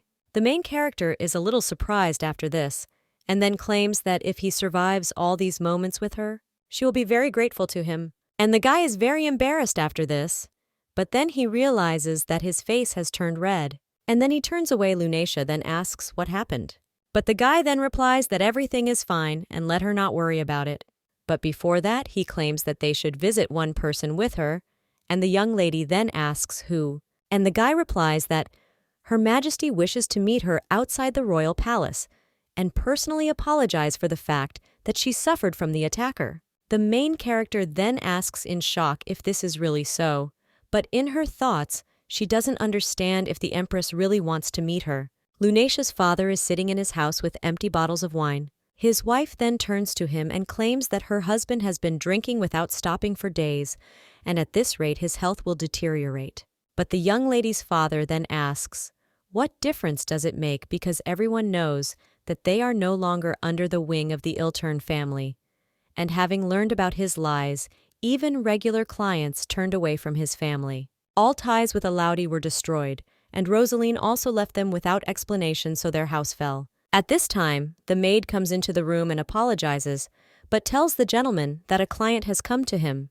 The man then asks who else it could be, but the maid does not have time to finish her sentence. How a man in a hat comes into the room and asks for forgiveness for coming to them without an invitation. Nicholas immediately jumps up from his seat and asks what Mr. Howe is he doing there. Well, the man then claims that he wants to offer them one deal, and his customer will pay them generously if they agree, but this order is top secret. The young lady's father then asks what top secret means. And the customer then claims that everything is because this matter concerns the imperial family, after which he asks if they want to know more. The Empress at this time is in very bad condition, and the prince screams out whether his mother is really bad and whether he should call a doctor. The guy understands that it is an incurable disease that only a few suffer from. His mother's body was struck, and until now, no one has found a medicine that could save a person from a terrible fate, and their only chance to save her is the dam clearing from the legends. So the guy thinks what an irony this is. The Empress at this time tells her son that it's not worth it because the Iltern spouses will arrive today. The guy then replies that this is so, and they conveyed that it was a great honor for them to meet her. Well, the woman then claims that then she needs to get up, so let the guy call the hearing so that they can help her change clothes. However, the guy then asks if his mother understands that in her condition, one should not strain, and also says that the meeting can be held in her chambers. The woman then just smiles and says what a nice boy Gendal is, and she tells him not to worry because everything will be fine with her. Because she must survive for the sake of His Majesty her son, and also for the sake of the entire kingdom. The main character at this time is in the carriage with her husband, and she, turning to Mr. Knox, asks whether he has communicated with Her Majesty personally before, and also what kind of person she is. The Marquise then replies that she is a strong woman with a kind heart, and she is very smart, and is also able to come to an agreement with anyone, so we can say that you adopted all the best features of Gendal from her. And the main character then understands this, but says that she was interested in finding out from him how Mr. Knox was able to make friends with Mr. Gendal. But the guy then replies that they are not friends, and then he says that in those days he was not yet the head of the Iltern family, and was not in the service of the Empire. The guy was studying at the Academy of the Knightly Order when he met him, and the best students of the academy were invited to train at the royal palace. And if they were already talking about this, then he arrived at this training session with Urine, after which the main character asks if Mr. Urine really studied with him. And the brunette then replies that this is not surprising, because he is the fourth son of one of the generals of the empire. Including him and Urine, another 30 students arrived there. And while staying in the palace, he met a spy who wanted to attack the only son of the royal family, and he managed to neutralize him. Gendel then claimed that this was incredible, and asked how the guy knew that this particular man turned out to be a spy. The Marquee then replied that he had been acting suspiciously since he got to the palace, and he had come there for training and had not let his guard down for a second.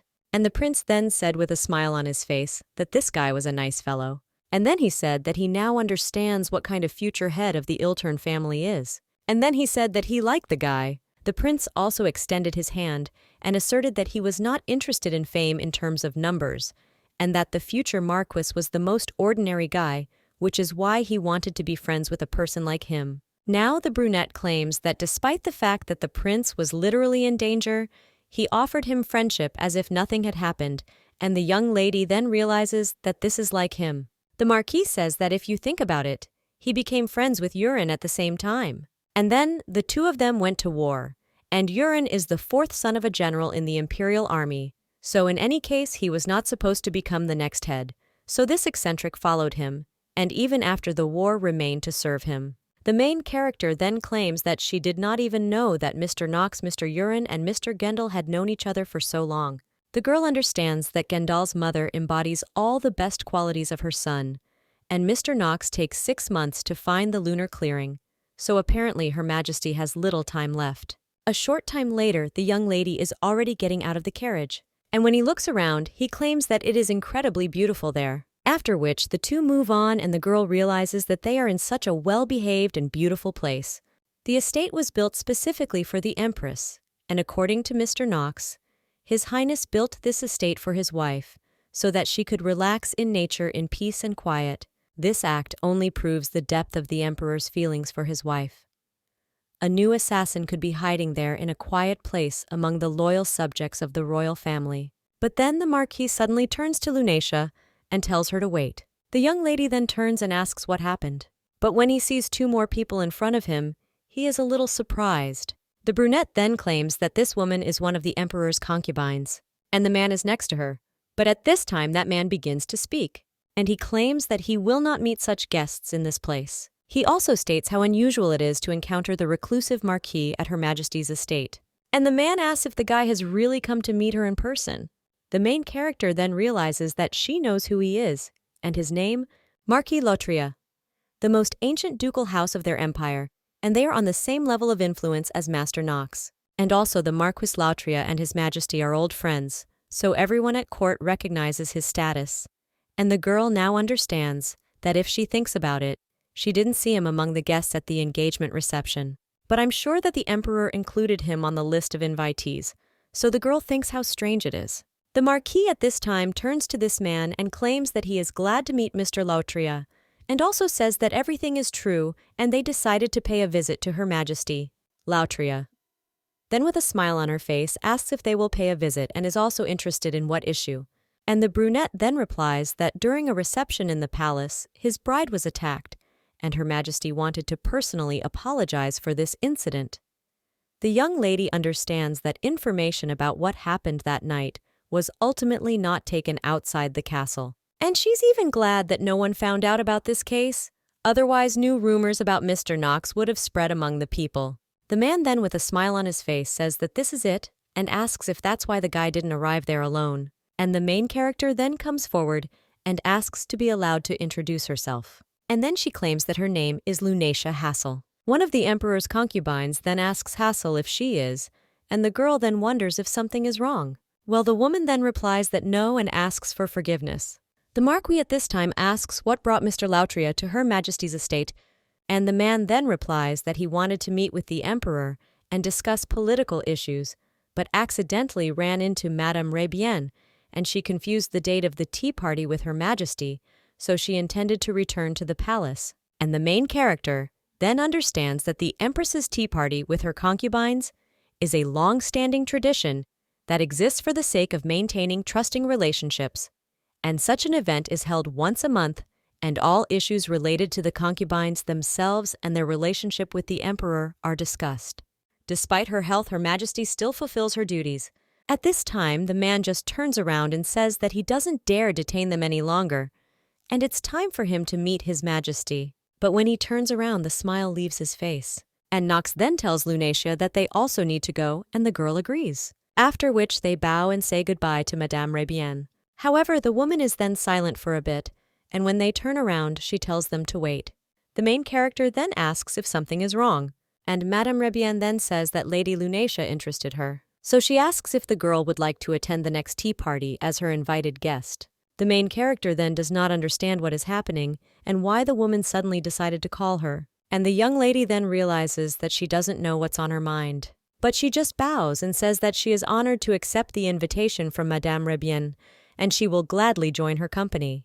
The woman then says that it's nice and then says goodbye to Lady Lunacia. The Marquis then turns to his wife and says that he understands that it is difficult to refuse when she is so suddenly invited somewhere, but if he were in her place he would refuse this offer. The main character then asks why, and the guy replies that Madame Rebienne is the favorite among His Majesty's 3 concubines and is also distinguished by her rude disposition and changeable mood. She has a rather strained relationship with the Empress, and he assumes that it was she who sent the assassins to the palace. The main character then wonders in shock if this is really so. And the guy at this time claims that if we talk about the Marquis Lautria, even though he supported the imperial family all his life, Gendal does not trust him. The only one from the imperial family who is in good standing is His Majesty. The young lady then understands how it all is, and she didn't even think that life in the palace could be so stressful. But she should think about them carefully, to accept Madame Rebienne's invitation or not. However, the young lady realizes that she had already heard the woman's name once before from someone in the Hassel house. After this, the young lady and her husband are already under the doors of the living room, after which one of the servants reports that the Marquis Knox and his wife arrived to meet Her Majesty. He also greets Mr. Knox with their Lady Lunacia, after which he states that the Empress is already waiting for them in the room, so let them enter. After this, the main character enters the room with her husband, and they see the Empress there, who, with a smile on her face, claims that her name is Michaela von Lysanras, and also claims that she is glad to meet them, and the lady is able to see the future. The main character then thinks in shock what she is talking about, and understands that they did not tell Prince Gendal about her abilities, so she does not understand how Her Majesty knows about them. After this, the woman just smiles and says that she is joking, and the main character in shock thinks that such topics are not joked about. The Empress at this time claims that Gendal once told her a legend about their family, so she found a reason to make fun of them a little. The main character then thinks that the prince didn't tell her anything, and only Mr. Knox knows about her ability. The guy bows at this time and tells Her Majesty that it's a great pleasure for them to see her. Well, the woman then raises her hand and asks to omit these formalities because she never liked this style of communication, and I would like to avoid him in their conversation. The main character then realizes that the principal is really very similar to her mother, after which he smiles. And at this time, the woman rises from her seat and says that she invited them to personally offer her deepest apologies. Therefore, he asks them to sit down, after which everyone sits down at the table. And the woman then says that first, she wants to sincerely apologize because the royal family insisted that the evening on the occasion of their engagement be held in the palace. But their guards were absolutely not prepared for such a sudden attack, and this is entirely the fault of the royal family, so His Majesty also deeply regrets what happened. The main character then asks why God is it she, and claims that there is no need to apologize because none of the guests were hurt except the royal guards. The woman then replies that, yes, she is also sad to hear about the victims in such a peaceful time, and as a queen she will make every effort to ensure that this tragedy does not happen again. Well, the woman claims that looking for a traitor holed up inside the palace is much more dense than fighting soldiers on the battlefield. The young lady then thinks what it means that Her Majesty is aware that it was she who was the subject of the assassination attempt. But despite this, she is amazingly calm and confident in her own abilities, and will not even tell that she is suffering from an incurable disease. The woman smiles at this time and then turns to Knox. And she says that she also wants to thank him because he works every day to find medicine for her. And she also wants to point out that the rumors did not lie and his wife is so kind and modest. The guy then thanks Her Majesty and claims that he is very proud of her and he is pleased to hear her praise for his wife. The main character then becomes embarrassed and asks what he is talking about. The girl understands that Her Majesty is very generous, but to praise her so clearly is too much. The woman at this time just smiles and says that there is no need to thank her for the truth. But she is so happy that she was able to meet her today. After all, because of her condition, she cannot spend as much time in the company of anyone as before. The main character then turns to Her Majesty. Then she claims that she wants to have tea with her again someday, and will look forward to that day. When they leave, the Marquee asks how it feels after meeting the Empress. The young lady then responds that she thought she would be much more restrained and stricter. But the obvious similarity immediately caught my eye. Between son and mother, the Marquess then claims that the apple doesn't fall far from the tree, and then says that it's time for them to go. And the girl replies that this is true because she still has not finished deciphering the stone tablets. But then he answers that no, and it's too early to go home, after which the young lady asks where they are going. And the guy then claims that he remembers that in her diary, it was written about the desire to take a walk in a beautiful place. But it is quite vague, and as she could notice, he spends most of his time at work. Therefore, I decided to ask Urin for advice and even forgive me, Lord at Gendel. So right now they will go for a walk. The main character then asks in shock if they will really go now, but they still have a lot to do on the estate. And the guy replies that this place is not so far from there, and moreover he wants to spend a little time in her company. Madame Rabienne is lying on her sofa at this time. Well, then someone comes from behind the door and says that a guest has arrived. The woman then just stretches out her leg and asks who it is this time, but the servant claims that she introduced herself as a jewelry supplier. And Madame Rabienne then understands that it is Rosalyn, so she says let her come in. The girl then enters the room and apologizes for the intrusion, but claims that she brought the most exquisite jewelry especially for Madame Rabienne. The woman then rises from her seat and asks what trinkets she will show this time, because she hopes that they are worth her attention. And she said earlier that she likes the girl and her ambition amazes her. That's why she continues to buy her products. Rosalyn then, with a smile on her face, thanks Madame Rabienne and says that she is their most valuable client, which is why today she brought her the latest collectibles from their jewelry house. But before the demonstration, she would like to hear that story. The woman then asks if the girl in the moonlight is talking, and she didn't even think that such an adult lady believed in these fairy tales. But then she says that oh well, so be it, she will tell everything she knows. The blonde then claims that when she talked to her about the moonlight, the woman only laughed at her, but now she became interested in her, and even decided to share her knowledge with her, so the girl asks why suddenly. And the woman then replies that she was inspired by her persistence, and she has nothing to lose by telling her about it. According to rumors in the lunar clearing, you can find the most beautiful stone that exists in the world. In ancient times, only selected court ladies received jewelry designed by him. The girl then replies that she heard about it, and if she still manages to find a lunar clearing, then she will make any product that Mrs. Rabienne wants. The woman then asks if she can make any. Then he tells the girl to make her a tiara. The blonde then asks why the tiara. After all, in their kingdom, only Her Majesty can wear a tiara and nothing more. But the woman then understands that only she is worthy of such decoration. During the day, she went to Her Majesty convinced that today was the monthly tea party, but she was mistaken, and she as always came to her chambers to meet her in person. The Empress greeted her cordially in her usual manner, and they did not see each other for more than a month. That's why she noticed how much the woman had changed in appearance. After all, she has a thin face, bruises under her eyes, and chapped thin lips, so she looked simply terrible. They said goodbye to her, and on the way, the woman met the Marquis of Lautrius.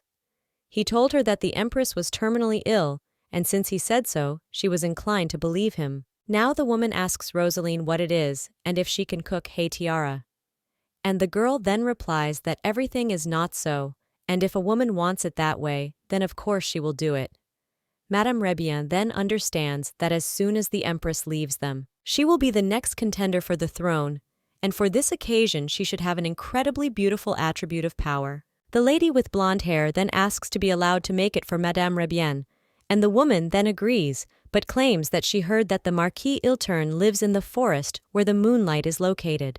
The girl then asks what about Togo, because this forest does not belong to anyone, and they have no reason to forbid her to look for or do anything in this forest. Madame Rebienne, when she asks this way, then claims that she admires Rosalyn's fearlessness, and then claims that today she met her little sister. The blonde then asks if the mistress is talking about Cynthia, and the woman then asks if she really has two sisters. And this girl looked like her age. But Rosalyn then only says with disgust that it's Lunacia. The woman claims that she met the girl when she was returning home after a meeting with the Empress, and she invited her to the next tea party as her guest of honor. And so she now asks if Rosalyn minds. And the girl then answers a little irritably that of course not, but she herself understands that that girl ruined their family and destroyed the business that she had been building for years. The woman now claims that she sees that she and her sister do not get along and asks if the girl never wanted to put her in her place. The woman understands that the current Empress is supported by the House of Ilter, and after she falls into eternal sleep, she will support Mrs. Rebienne, and the status of their family will become higher than it was before. The blonde now claims that she would like to show her where she belongs, and this is the duty of an older sister. After this, the woman only wants and says that then she will help her with this, but let Rosalyn not disappoint her. The main character at this time admires in shock, because she is now in a field of flowers and claims what a wonderful place this is. The guy then replies that there was also a wonderful view of the forest from their estate, but Gendel and Urin told him to take her for a day walk, otherwise he's like a vampire who is afraid of white light, and Sierra supported their idea. Therefore now the guy turns to Lunacia and asks if this is the first time she has gone out for such a walk. The girl then claims that as a child there was once a conversation that they needed to arrange an outing with the whole family, and they had already set a date and also a place. But that day she fell ill due to frequent use of the gift, and her whole family decided to have fun without her, and only Soleil thought about her. And he brought flowers worth the corners. They always sat at the dinner table, and they often indulged in memories in which she had no place, and it was very painful for the girl to hear them every time. Garnet then claims that he has no fond memories of his family either. Therefore he offers to come there again someday with Urin and the others. The young lady then answers with a smile on her face that this will make us happy, and understands that there are flower petals flying around, the calm sound of the wind, and the warmth emanating from Mr. Knox. She wants to remember this wonderful moment even if she loses all 5 senses, and the master will have to plunge her into eternal sleep. Well, she will fall into eternal sleep, remembering this moment with joy in her heart. Now the main character asks where they are going now, and the guy then points his finger in one direction and claims that their next target is there. And when the main character sees her, she is surprised. The maid is at this time in the estate and is cleaning. She claims that Mr. Knox must be enjoying a walk with Ms. Lunacia right now, and she hopes they are doing well. Urin then turns to Sierra and says that even though she is Mr. Knox's maid, she seems really crazy about Lady Lunacia. The girl probably claims that she wishes her happiness, that's all. And after all, she is terminally ill, so the illness is gradually taking away all her 5 senses. But despite this, she continues to smile every day, and the lady is such a strong girl. And she also seems to not get along with her family at all, so she can partly understand her because she was the middle child in a large family. And the sick woman screams that the younger ones are always given concessions, and the older ones are always forced to do all the work for them. After this, the guys just smile and say that the girl just found her sister through misfortune. But he understands that the situation in Lunacia's family is different from Sierra's domestic troubles.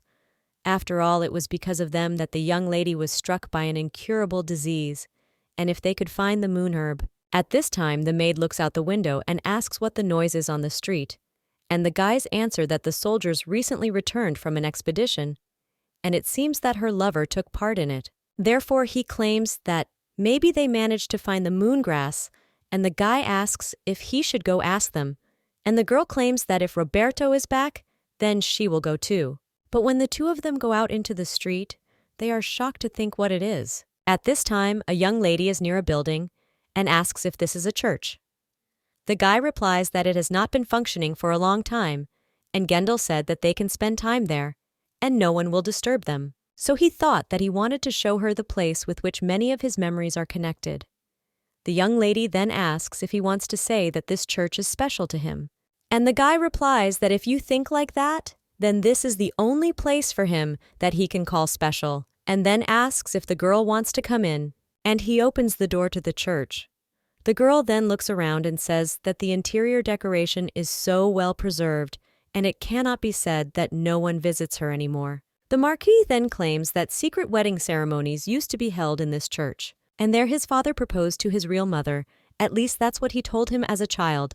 The main character then asks in shock what he is talking about. And the guy then asks what it is because he is sure that Suk has already told her the story about his life and told her about her real mother. The main character then replies that this is so and apologizes to Mr. Knox because it was his secret. But the guy then replies that everything is in order, and sooner or later he would have revealed this secret to her anyway, and he himself had already decided that he was no longer going to hide anything from her. The girl then understands that Knox's mother plunged into the eternal sleep of nature, but the legitimate bride of the head of the family, Ilter, was the eldest sister of Knox's mother. A secret connection broke out between his father and mother from which the guy was born. The Marquis now claims that he does not approve of what his parents did. Although this plot is very common among aristocrats, they acted terribly towards his brother's mother. The young lady then turns to Mr. Knox, and then he claims that however he understands that their love was stronger than their common sense, and he thought about them for a long time, and then decided that he wanted to share this story with her. The young lady then says that she also thinks that they acted wrongly towards the mother of his younger brother, but they probably understood that it was impossible as a couple, but they just couldn't come to terms with it as a couple. So we decided, get married secretly here. The Marquis now asks if she is even going to discuss them, but the girl replies that she thinks there is no point in this because they committed this act at the behest of their hearts. And when the guy thinks that maybe he always dreamed of hearing the words that the love of his parents was strong and pure, so now he thanks Lunacia. And he says that he is glad that he brought her there,